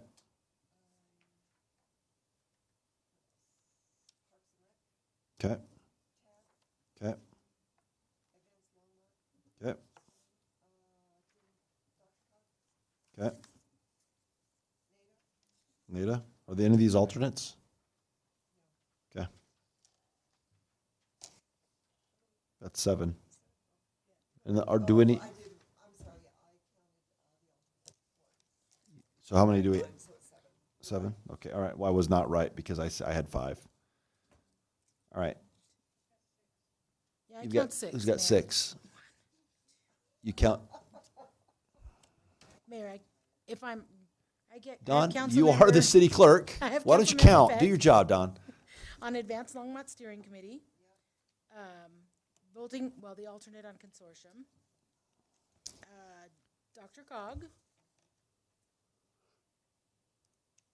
North Area Transportation Alliance. And that's it for externals. Internal, tab. Airport. Cable Trust. We said we wouldn't count that. So 6. And Parks and Rec, yes. Yep. So 7. 7. And none of And them one of are those is an none of them are alternates. Okay. How many want to go down the list? How many for Marcia?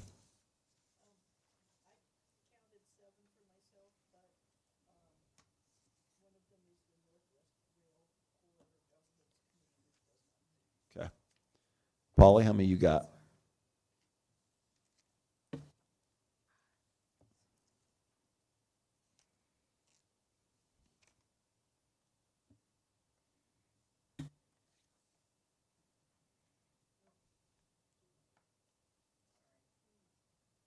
Not including alternates, right?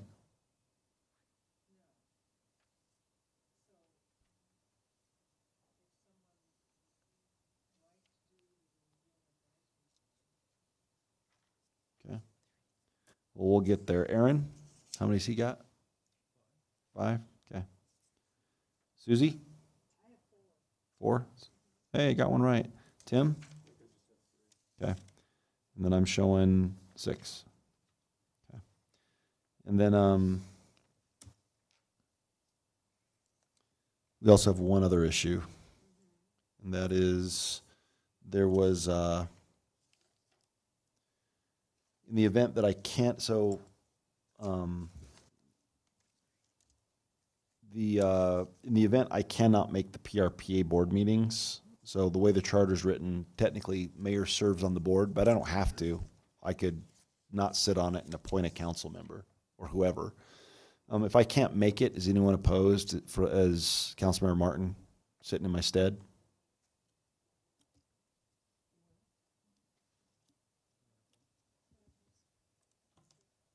All right, so we're going to go ahead and just, if I can't do it, I'll talk to Jason. I don't know if we can, but at the very least, you can sit there in my chair. So we'll go ahead and count that one too. But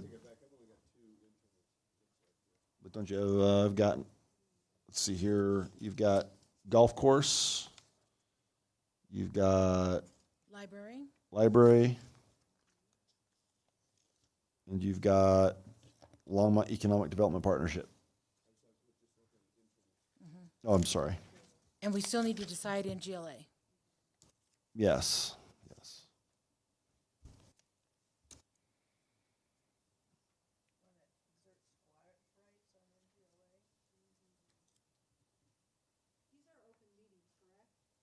Yes. Correct. Okay. All in favor of appointing Tim Waters to the liaison at the NGLA, raise your hand. Okay, that moves Tim to 4, and that is a unanimous consensus vote.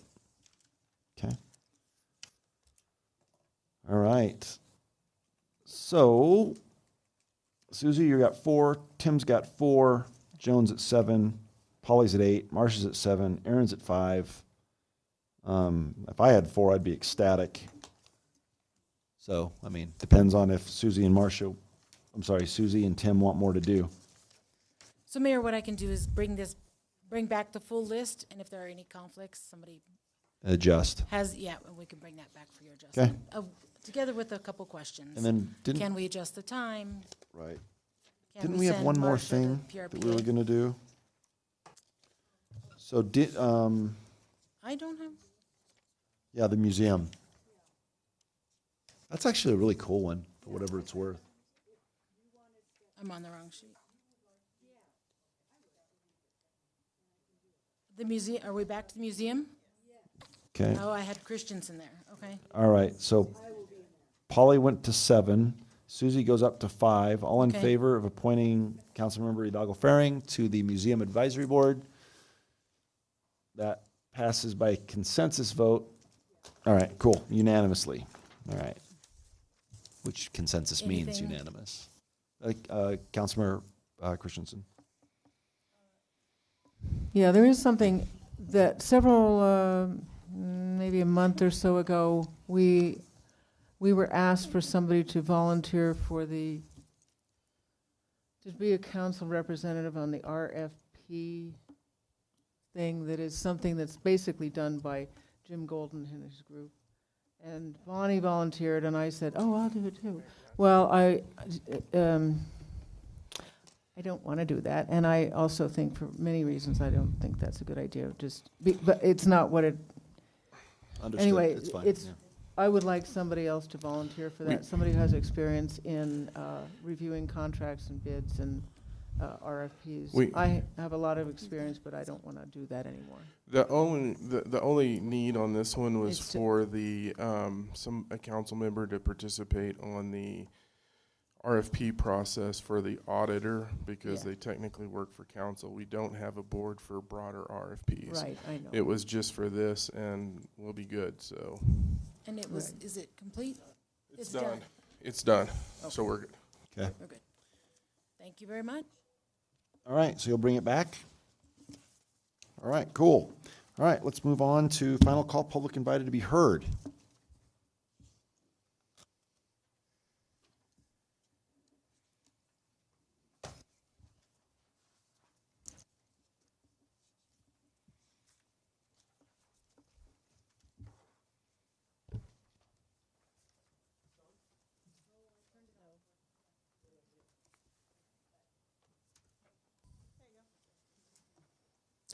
Mayor and Council, Gordon Pedro, 2639 Falcon Drive, Longmont.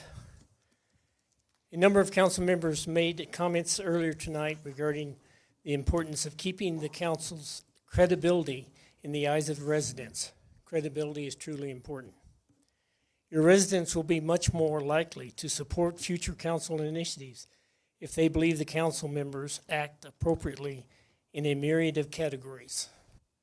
There may be as many categories as there are residents. Overall, your performance earlier tonight was not a big booster of council's credibility when it comes to treating each other fairly or with respect. Council members angrily browbeating a female colleague after she had already stated that until the county DA completes his review, she cannot comment on specifics of the issue did not seem either fair or appropriate. I am sure it will generate great headlines tomorrow. Also, when a council member states, I did not plan to speak on this matter tonight, and then with the same breath, asks for his prepared 10-minute slideshow to be queued up for a presentation, creates a credibility problem in the eyes of this resident. I think Council Member Hidalgo Faring had a good question. Where are the steps outlining how the City Council will deal with these issues like this? I think you should consider adding a new Rule 29 to the 28 existing council rules of procedure that you have already adopted. Rule 29 would be specific to Longmont and let all the council members know how the rules will be applied. Thank you. All right, let's move on to mayor and council comments.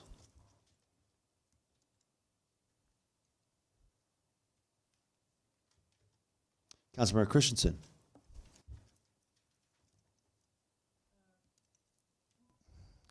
Council members Peck and Rodriguez and I will be out of town until Saturday night representing the city down in San Antonio. So you can still contact us, but there isn't much we can do. I also would like to read from the Colorado statutes, if I can find them.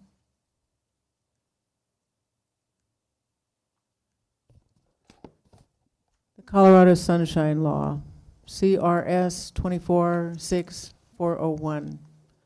A gathering, a quorum of 3 or more individuals of a local body constitutes a meeting.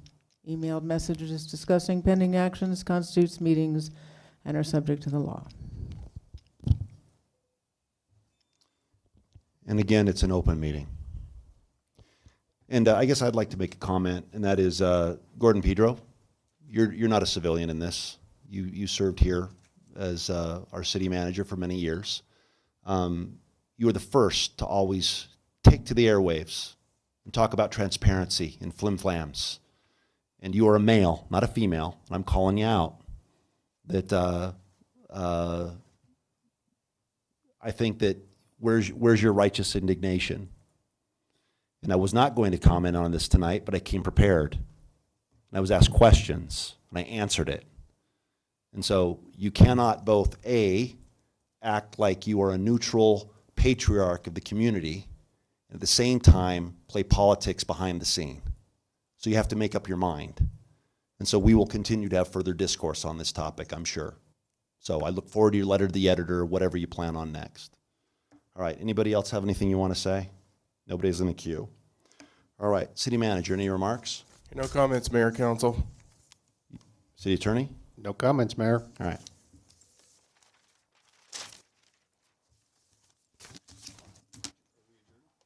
Oh, yeah, we're adjourned. Oh, sorry, Councilman Beck. Point of order, we're not adjourned. No, we're not adjourned. According to Robert's rule, to our own rules of procedure, to adjourn takes a motion, a vote, a second, and a majority vote. So, having said that, I move that we adjourn. All right, anybody opposed to adjourning? All right, consensus vote, we're adjourned.